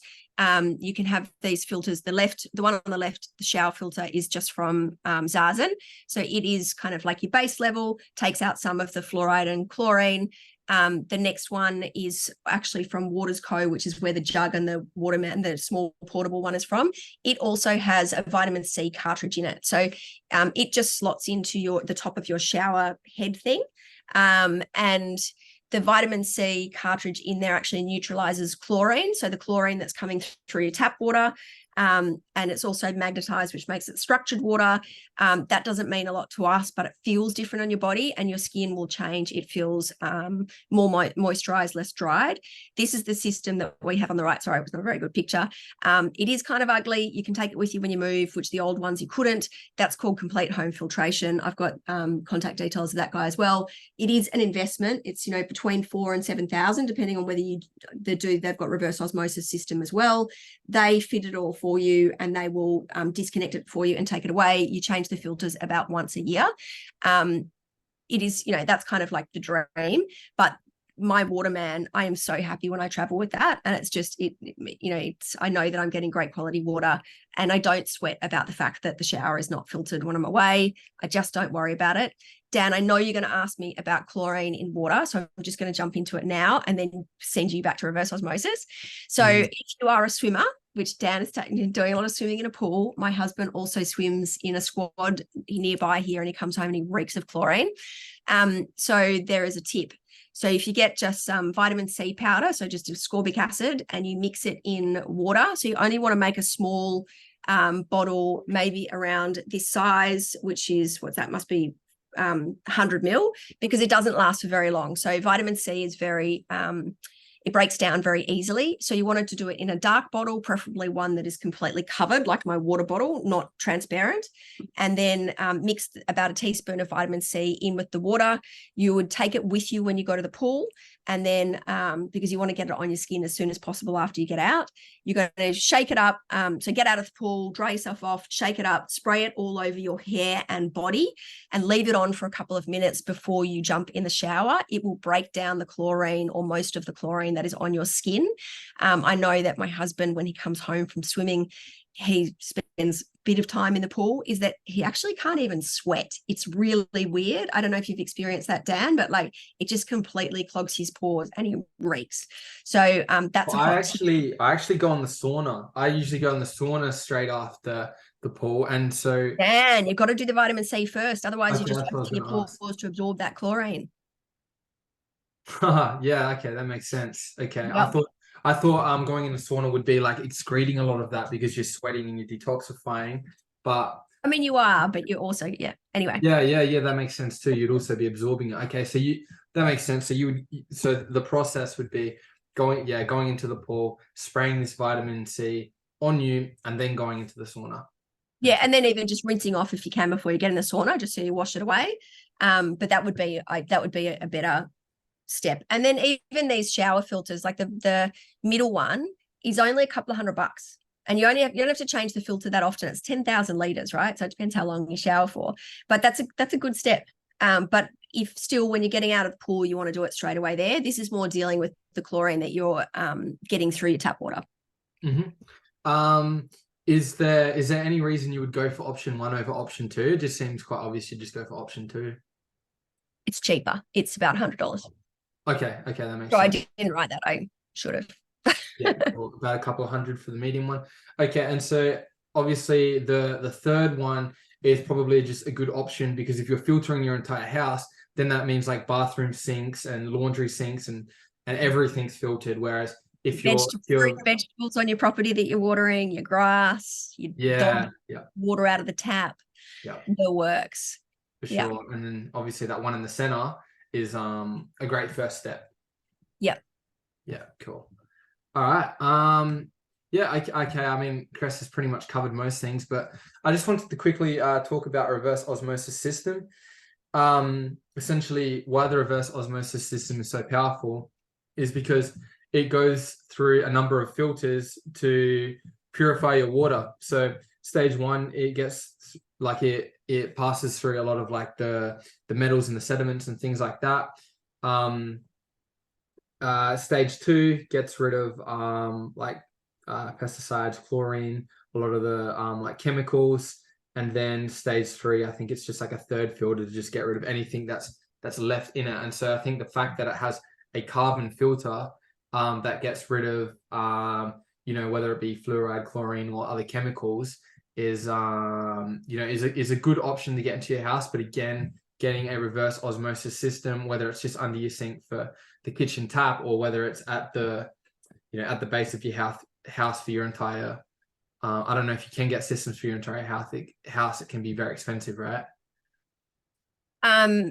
You wouldn't get reverse osmosis for the whole house. There's like the Big Blue or Complete Home Filtration are kind of the bigger ones, or like Culligan's was a big brand, but they're all kind of around the minimum 4,000 to get one of those. So it is definitely that sort of bigger investment. You can do reverse osmosis that you like, even if you're renting, you can get ones and which don't have to be drilled through the bench. So if that's something you're looking at, but again, those jugs are amazing. Yeah. So agreed. Don't be dissuaded. Yeah. Yeah. Do you want me to touch on fluoride and chlorine? Yeah. Yes, please. I think that would be real important for most people. So I have go to an integrative dentist, and he doesn't use fluoride on us at all. He has it as an option for people that do want it. He doesn't recommend it. If you look into integrative dentists who are treating people now, they really say there's actually a lot of issues with fluoride in the water. It is a known brain toxicant. If you look it up, it is actually a poison. So it depends how you feel about a little bit of poison or a lot of poison. I personally try and avoid a little bit of poison and choose the things that I want to have intoxicating my life. In terms of looking after your teeth, one of the things they used to talk about was cow's milk, and then now they're all about this low-fat cow's milk from when you're 2 years old, which personally I think is nuts. But in terms of our teeth, things like green leafy vegetables are really important for tooth health, less so than actually dairy products, unless we're having those really high quality ones. And then in terms of chlorine, when it comes out of the shower, it actually turns into a gas with the heat, and we are breathing that into our lungs. So we all, I think, understand that chlorine isn't good for us. I think we all know that. Also, in terms of it's a lot in bleach. These are poisons essentially. So do you want to be detoxifying poisons that you could. So if you don't buy a filter, you are the filter. And so personally, I'd rather save my cell regeneration and my cell health for looking and feeling amazing, and generating energy and being able to do all the things that I want to do. I don't want to waste my time having to get rid of this crap out of my system. So that's, I guess, probably in a nutshell why I choose it. And am I comfortable with my children not having fluoride? Yes, we actually choose non-fluoride toothpaste. We wouldn't have it at the dentist. That is something I've done my research into and I'm completely comfortable with. None of my kids have had a cavity ever. I've never had one in my life. Yeah, not to mention healthy skin, like healthy hair as well. Yeah. And and then just a thing to mention as well, similar to what you mentioned with the sauna, when you have a hot shower as well, all your pores open up, and so you're just soaking that in. So just be wary as well. So if you don't have one for now, you can try out some cold showers. They're very good for you as well. There's a lot of benefits for cold showers, but we're not going to dive into that just yet. But I do recommend them. Fat loss, focus, immunity, so much benefits. You couldn't help yourself. Yeah. Okay, so the skin absorbs. So again, just being mindful that it's not just the things that you necessarily eat, it's also the stuff that you put on your skin, it's the stuff that you brush your teeth with and swallow, it's the stuff that you spray under your armpits. So just briefly touching on a few topics here. When we're talking about what we cook with, if we're cooking every day, then we need to be mindful about what we're cooking with and what we're ingesting. And when you look at like non-stick pans and forever chemicals that are within that non-stick that are made so that your food doesn't stick to the pan, they're actually quite harmful for you. And they actually say on there's a lot of warning signs on these type of pans about not heating up until like too high of a temperature, because it can be harmful to the human body. But the definition of like cooking food, you're literally putting that on a stove with fire and heating it up completely. And so what can happen is that the chemicals that are used for this non-stick so that the food doesn't stick to the pan can start to leak into your food, and you can start to ingest that. God forbid you've had a pan for so long and you've been scraping at it and you realize that you've got some scrapes in your pan. I guarantee that those scrapes didn't just disappear out of thin air. They would have been in your lasagna, or actually you wouldn't have lasagna in a pan, but whatever you've eaten. So just being mindful and making good choices in what you're cooking your food with as well. I would recommend cast iron, ceramic, or stainless steel. I have a cast iron pan. Cooking on cast iron is incredible. It tastes amazing. Think about when you cook food on a barbecue, how good that food tastes. That's pretty much what you're doing with a cast iron pan. A friend of mine has a stainless steel pan, swears by it, and I just don't use non-stick pans. So anything you wanted to add onto that, Chris? I did actually see something just recently where they talked about those scratches in the pans, in the non-stick pans, are actually full of microplastics as well. So not only is it the chemicals, so I can't remember what it stands for, but the PFOAs, and they've found those in the umbilical cords of babies that have just been born. So they literally are permeating everything. And the thing that blows my mind is it's just not that hard to clean a pan. If you heat it up and you use plenty of fat, of good quality fat, you get that nice seal and a little bit of a scourer and you're done. Is it really worth poisoning yourself? I just can't understand why you do that. And then also too, I was going to say there are glass, so glass for oven, like glass bakeware is fine as well. And those things last a lifetime. I've had the same set of kitchen saucepans since I first moved out of home when I was 20, and that's over 30 years ago. There you go. Yeah. Like we still use them every day. Like it's, they last. It's not something that you just kind of throw away. So it's worth investing in a better, like, just making that choice and saving up for a better one. Yeah. And credit to Naomi, she bought me the pan. So I asked for it. It was like a birthday present. I was like, I want a cast iron pan. Yeah. And she bought me one, and I just use it for everything now. So will also come in handy if you ever have a burglar. What's that? Sorry? It'll come in handy if you ever have a burglar. Yeah, they're heavy. Exactly. Good for wrist strength as well. That's just right. carrying on your pan. Okay, so moving on from that as well. just to quickly, if you can look at this from like a broad topic as well. Again, these non-stick pans as well, they don't last very long. It's the same with everything. Like these big brands, you buy a non-stick pan, before you know it, there's scratches in it. You can't use it, not to mention you're harming your health. You throw it out, you buy another pan, and they don't necessarily make it incredibly durable because you go through it and then you purchase another pan from them again. So it's the same overall concept of these big, massive brands with all their advertising, getting you to buy their products. So you buy more. They're not interested in your health. They're interested in your bank account and your wallet. So just if you can sort of like picture that overall concept of what's kind of going on in the world. And that's why we called it Navigate This Toxic World, because it's not necessarily all toxic. You just got to be aware and conscious. So I think we spoke enough about deodorants, but just an idea what to look for here. Charcoal magnesium. So magnesium is a mineral that a lot of people lack. And if you can find activated charcoal magnesium deodorant, the charcoal actually helps the absorption rate of the magnesium. Coconut oil, eucalyptus are all good natural forms of deodorant. Avoid things like aluminium, alcohol, parabens, synthetic chemicals, fragrances. Is there anything you want to add there, Chris, on deodorant? There are so many natural options, and just reminding you that there are also ways to tweak it if you are new to natural deodorants, just to know that they're never antiperspirant, because it's really important that you sweat. It's your most potent detox ability. If you are someone who doesn't sweat, you actually need to address that, because it usually means that you've got a thyroid issue or an adrenal dysfunction issue, so adrenal dysregulation. So just reminding you that there are lots of different options. It is normal to have some kind of human aroma. I know my dog, even when she's clean, she still has a particular smell. And I love that about her. So just, don't think that we're supposed to be completely sanitized. And if you need help finding something that works for you, trust me, I've been on this low tox sort of journey for many, many years. I've tried a lot of different things. I can definitely kind of head you in the right direction. I have got very strong feelings around sunscreen, Dan. I've got to warn you.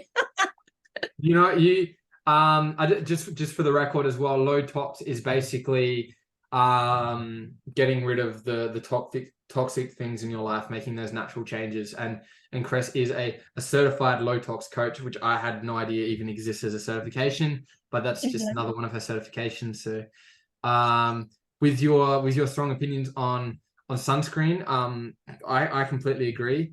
And because I have like a background, I've got like Greek blood in me, and I'm naturally quite olive, and I suntan like almost daily, even if it's just a little bit. So I slowly acclimatize myself to the sun. So I don't even necessarily need to opt for natural sources like coconut oil, which is a very good like natural sunscreen. I just consistently get a daily dose of sun, and I make sure that I don't overdo it. I make sure that I don't get burnt from the sun, because of course overdoing it's not good for you either. With that said, you can completely talk about this topic. Launch in there. I can't see everyone's faces, but who of us has an animal? You've got cats, I've got a dog.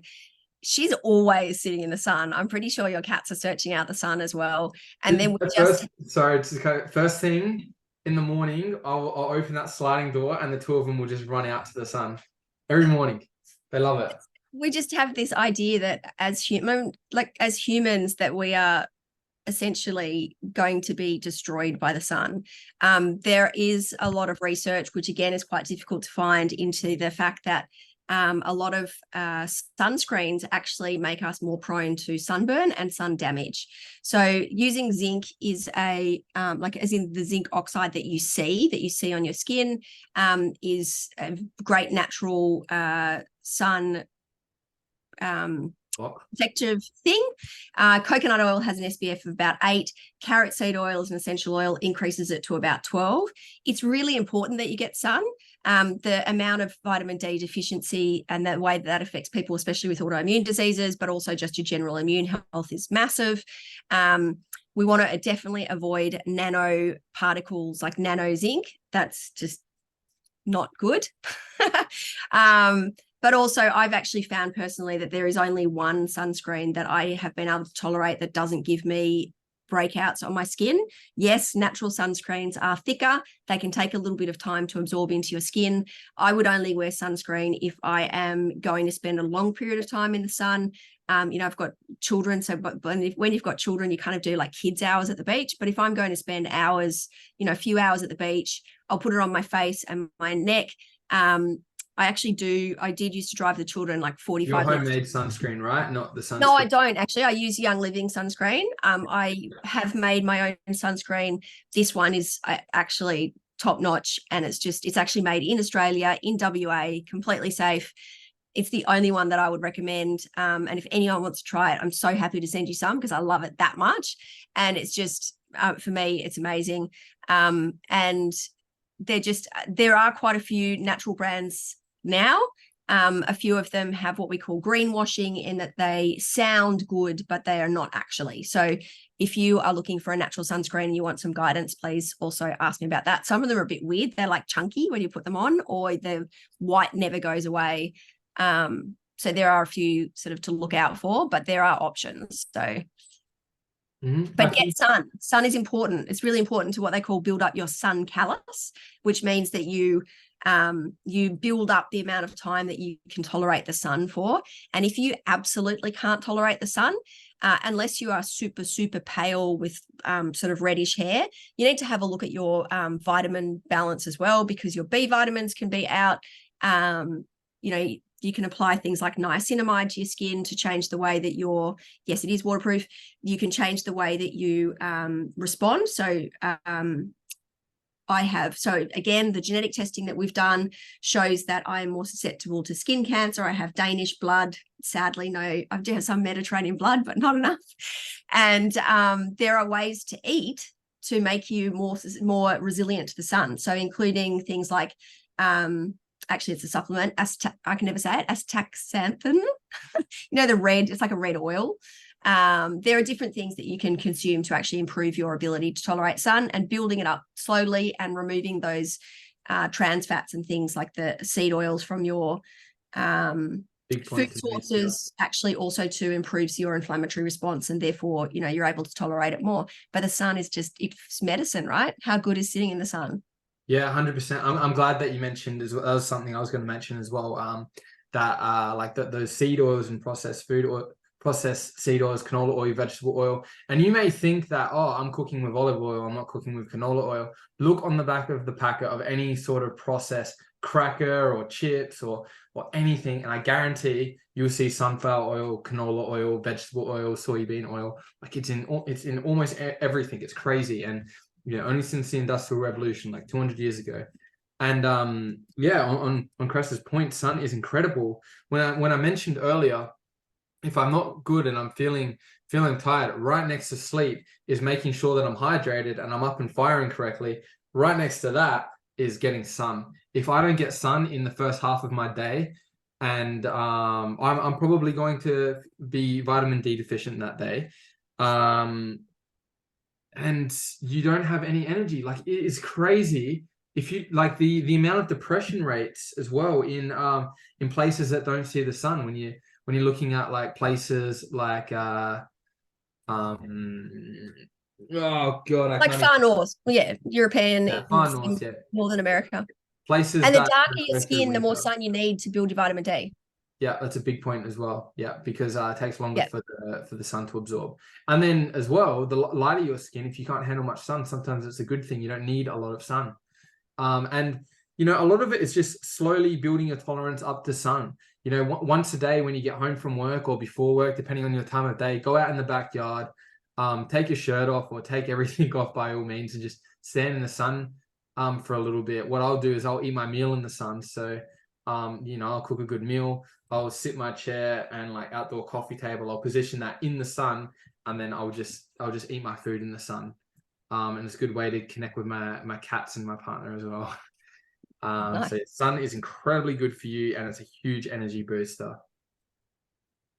So just avoid sunscreen and look for more natural alternatives, or the natural sunscreen alternative from Crest. Are you going to be putting that in the PDF? I absolutely can.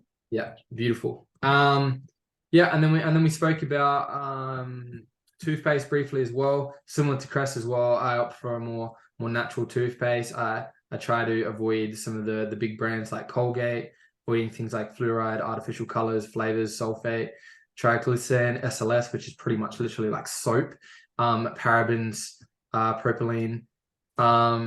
So they're just like a few of the things that you can look on the back of some toothpaste and say, well, I recognize that ingredient is not good for me, so I'm not going to buy this toothpaste. But 9 times out of 10, if you go to like a holistic, natural place that sells like natural deodorants and shampoos and toothpaste, you can just ask them what's a good fluoride-free toothpaste, and they can recommend that to you. Crest probably has some great things that she can add into a document as well. Yeah. Can do. Anything you want to add, Crest?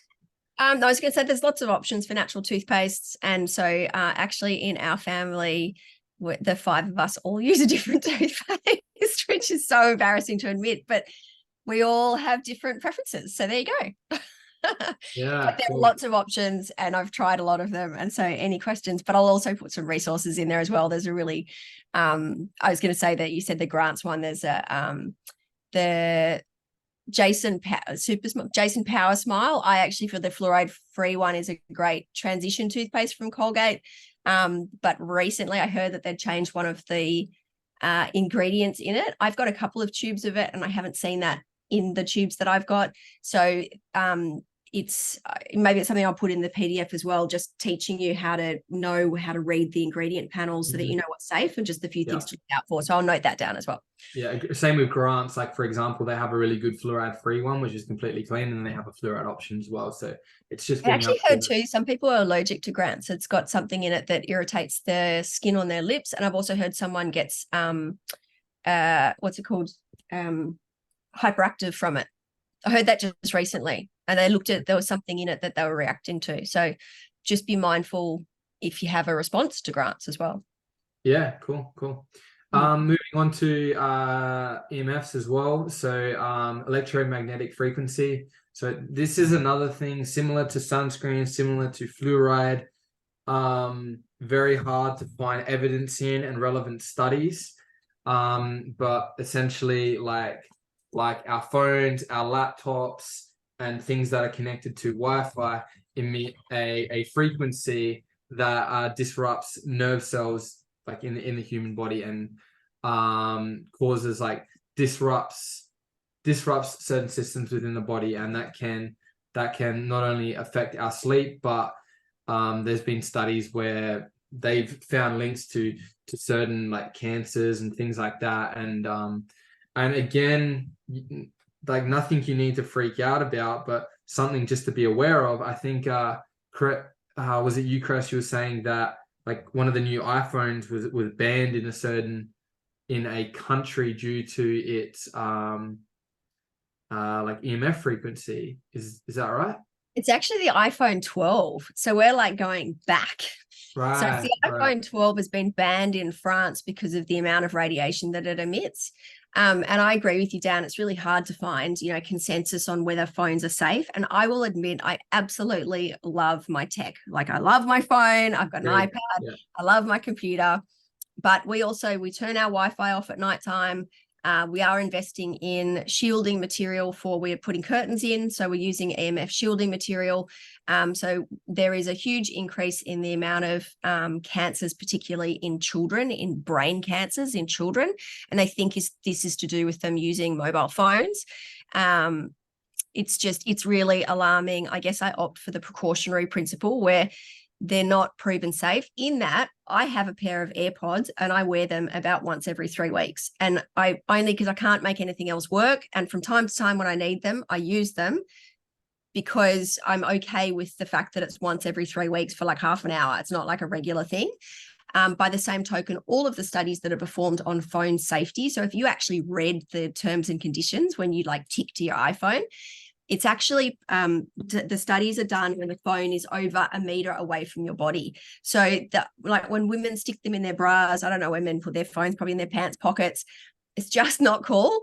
There are plenty of cases that are available that can help reduce the radiation, but you're just much better either putting it on airplane or having it away from you.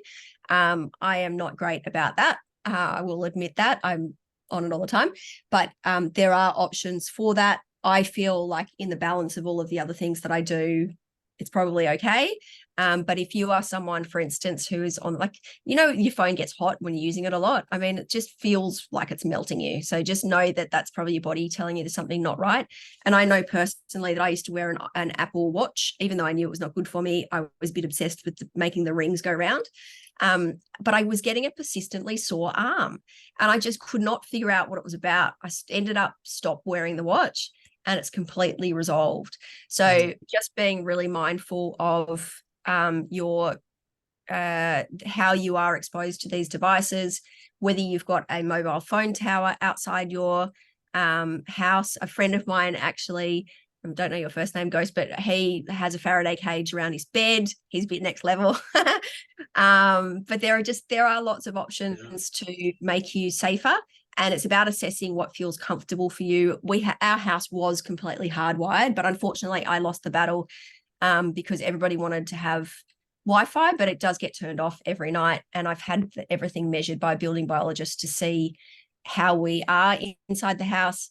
When you turn on the Wi-Fi thing and you're getting, I don't know if it happens to you, maybe you live not so close to people, but we get everybody else's signal inside our house anyway. Half the time we can't connect to our own Wi-Fi, but it's just our body is constantly berated by these currents. Some of the current smoothing things, we've actually got those. I don't know if they really help, but someone said that the science was good. You got a burn hole where you're wearing a smartwatch and you no longer wear it. Well, that's pretty intense. Yeah. But also, do you know when you go away to like the country or you go to the beach somewhere, or you just move away from the city and you might be on your phone less, maybe you go on to an island somewhere and everything feels just more peaceful. Just be curious about how many actually just to add to that, Cress, as well, like you can measure EMF frequency with what's called an EMF detector, and so it's a little device, and you can hold this device near the laptop, near the phone, and it will measure certain levels of frequency.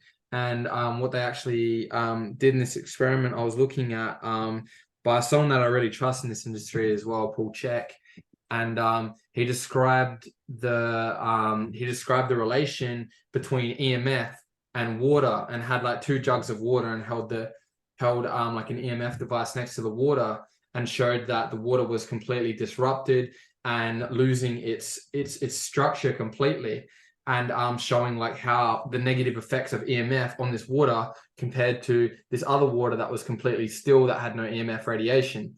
And then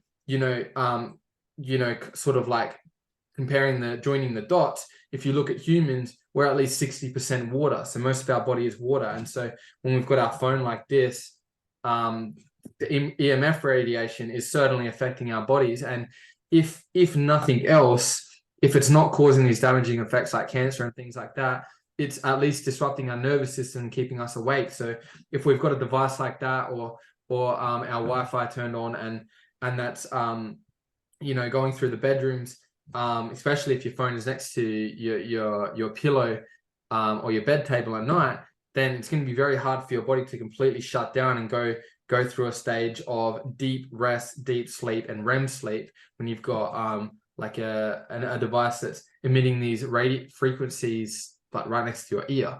So it's just something I thought I'd add. And secondly as well, I, as a male, I do carry my phone in my pocket, and every time, if you know me, if you've ever seen me in public, every time it goes into my pocket, I just switch it on flight mode. And in the beginning, my partner was a little bit annoyed by it, but at the end of the day, I make sure that when I take it off, I switch it off at flight. If I've got a missed call, I've got a missed call. And at the end of the day, I'm not on some wilderness adventure where she's worried that I'm about to get attacked by a lion. Like, I'm just at home, I'm doing something, If I am at home and the phone's not in my pocket, then it doesn't need to be on flight mode. It's just when it's in my pocket, right next to my genitalia, I'm putting it on flight mode.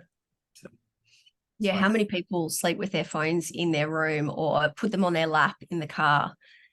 And I mean, I've got, children. It's like, it's really challenging because you can't say, well, maybe you can, but we haven't said no to a phone, but we just try and educate them about having that space and respect for the fact that it's not natural for us. So yeah, just making those choices.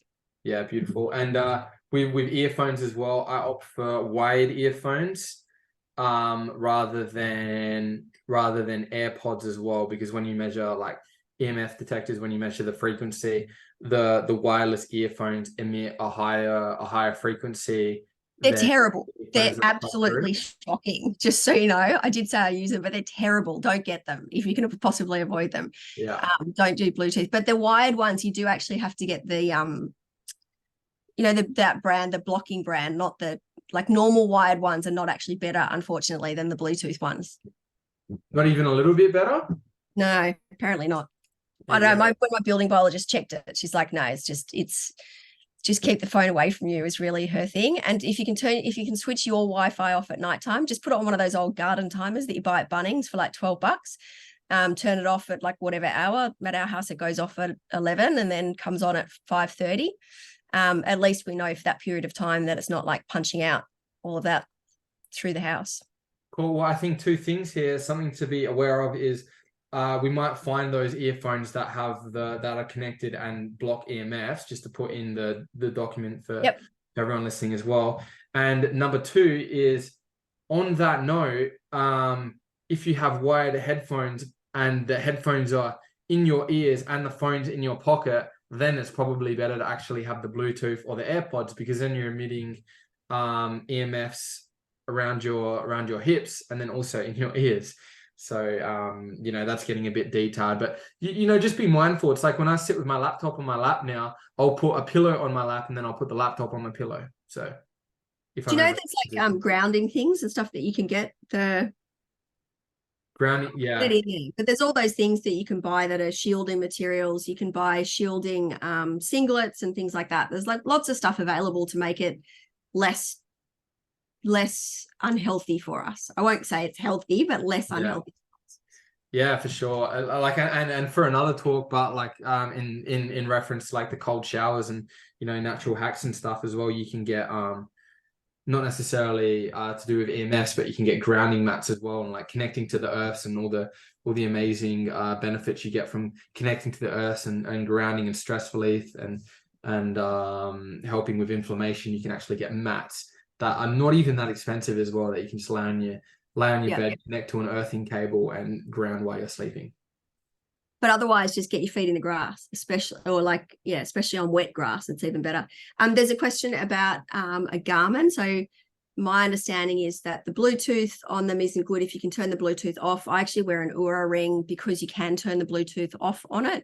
It is, I bought it years ago, so I've got like the grandfather thing where you don't have to pay the subscription. But really avoiding Bluetooth connections as much as possible. The electrician today was trying to put in some fancy Bluetooth connection because where we couldn't fit a two-way switch in. And I just said, no, thank you. We just don't want that. We don't want to add anything extra of that into the house. So, but if you've got it, like my daughter actually has an Apple Watch and she said, I've actually realized I just don't want to get another one after this one. And so she still wears it when she exercises, but she's not wearing it every day because she said she just noticed that it feels a bit agitating, was the way that she described it. She's 18 and she can already feel those things just because we've been having conversations. So yeah, just being mindful of maybe having a break and then trying it and see what you think. But if you only wear it for exercise and you value the information it gives you, that's not a bad thing either. And I know for me, when the kids were younger, I had an episode where one of my kids was rushed to hospital and I wasn't there and wasn't available. So for that period of time, I, was even more attached to my phone, but that was healthier for me than having the stress of not knowing what was going on. So don't freak out about anything, make a balanced decision. Right, exactly. That's an important thing to weigh up. And then especially, that was something I wanted to mention with sunscreen. If you're out on a camping trip and all you have is sunscreen and it's like a 40-degree day or like a 35-degree day, and you're like, well, I went to this presentation, I heard sunscreen wasn't good for me, and then you go out and get absolutely fried in the sun, I probably would have said put the sunscreen on to protect your skin, you know. So it's making these choices for yourself, being conscious and knowledgeable, and then making those appropriate choices moving forward.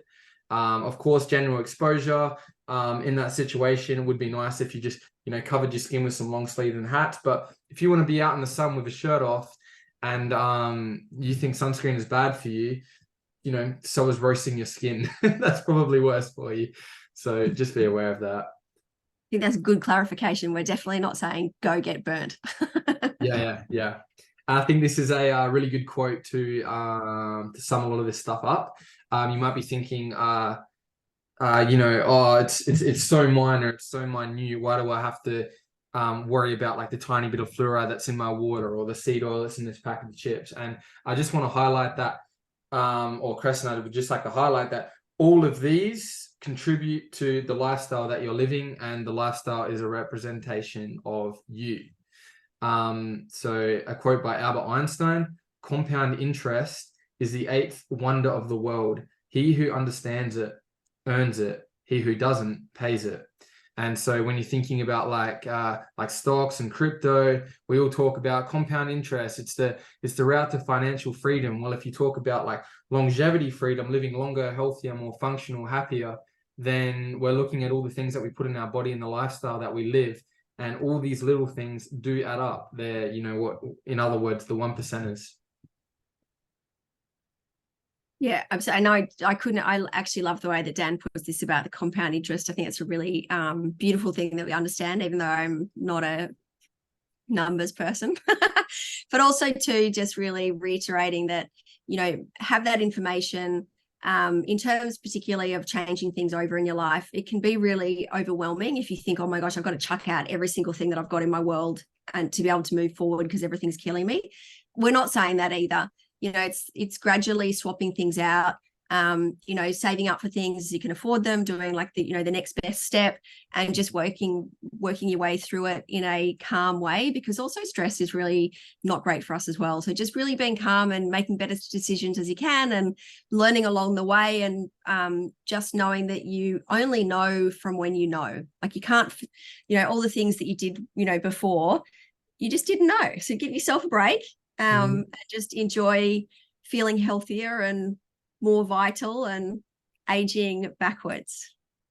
Yeah, for sure. Stress literally is like the number one killer, and like it's caused by lifestyle, but it's, you know, it's something to be mindful of. And Cress was just sharing and we'll probably go deeper into this in another conversation, similar to like the cold showers and the grounding mats, but like learning different breathing techniques as well is a great way to be able to manage your own stress, because a lot of the time we experience these mental issues, whether it's like overwhelm, whether it's, you know, stress or frustration, and we try to solve the mind with the mind, but it's the mind that's actually causing the trouble. So one of the quickest routes to actually solving any issues with the mind is through the body, and one of the quickest ways into the body is through breath. So if we can understand some like breathing patterns that are able to calm down our nervous system, less of a fight-flight response, but more of a like calm and composed state, then we're able to de-stress, and we're able to look at the situation maybe from a bit of a third-person perspective and say, okay, like I don't have to be stressed that I'm about to get burnt here. I understand that sunscreen is probably a better option than getting absolutely torched in the sun. And that might make you calm down a little bit. And probably on this topic, just before we end, I just want to share a breathing technique that helps me calm down, and maybe Cress has one too. So what works for me is, you know, this might happen when I'm in the car as well. Sometimes I'm a bit of a maniac when I drive, and I make my partner quite anxious. And then when I see that she gets anxious, I'm like, oh God, like it's such a nice day, and now I've made my partner anxious, and now I'm not feeling good because I just wanted to have a good day.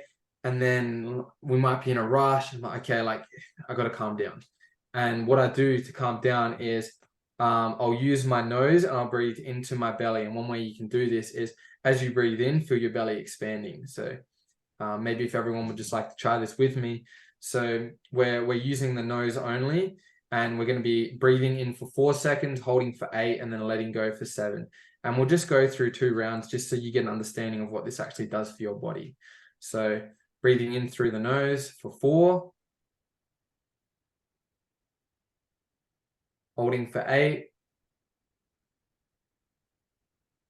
4, 3, 2, 1, and then breathing out through the nose for 7, 6, 5, 4, 3, 2, 1. Breathing in for 4, holding for 8,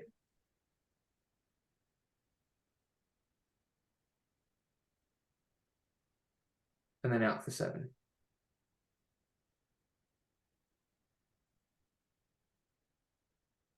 And if you're like me, you'll notice a dramatic shift immediately just from doing that.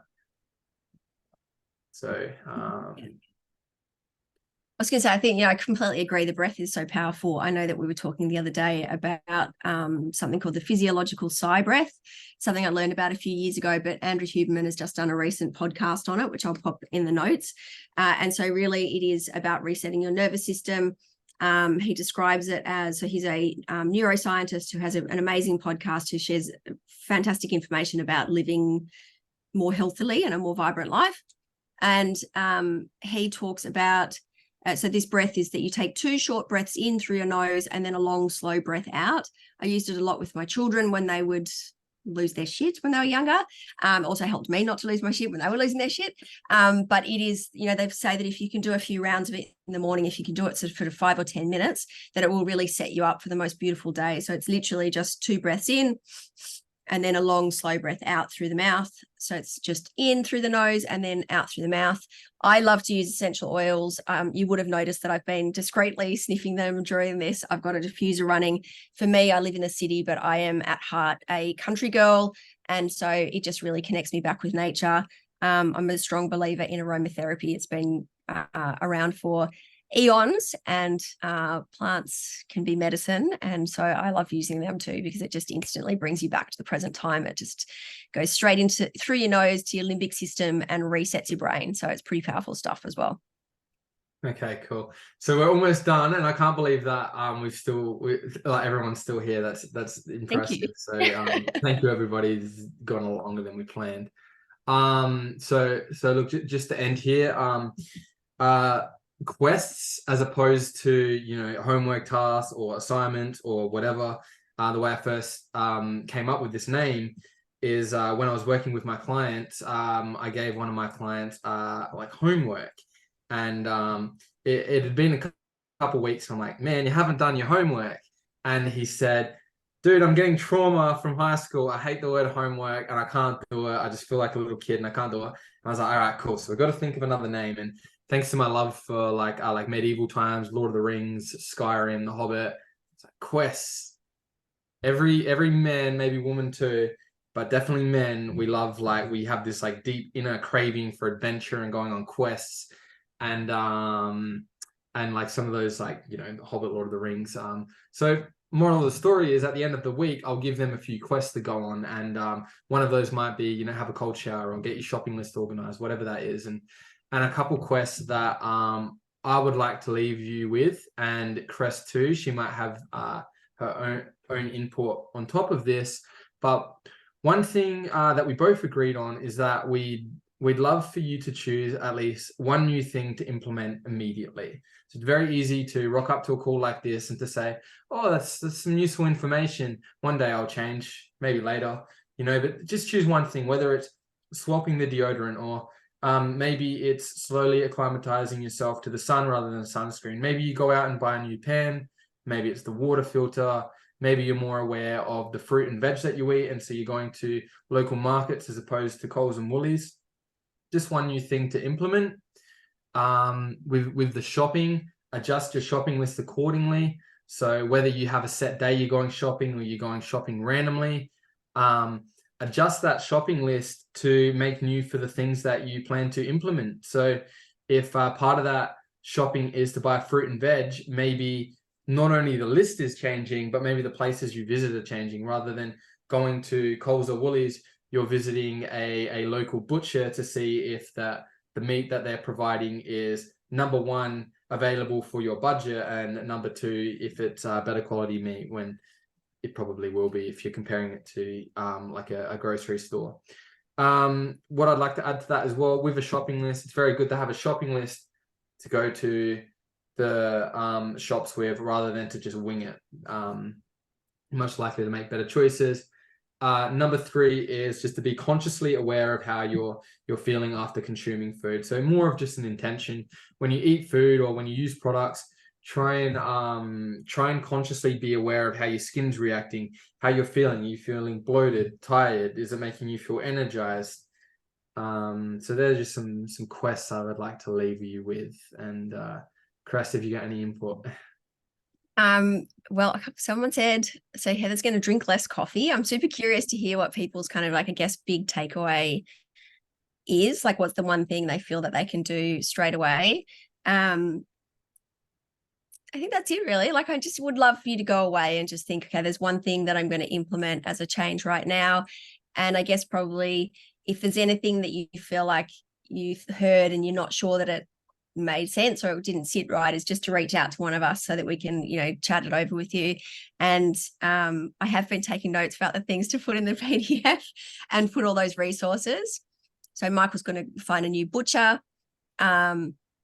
Yeah, and just, you know, it really is on both of our hearts to just help people feel really well and vibrant and thrive. So join us.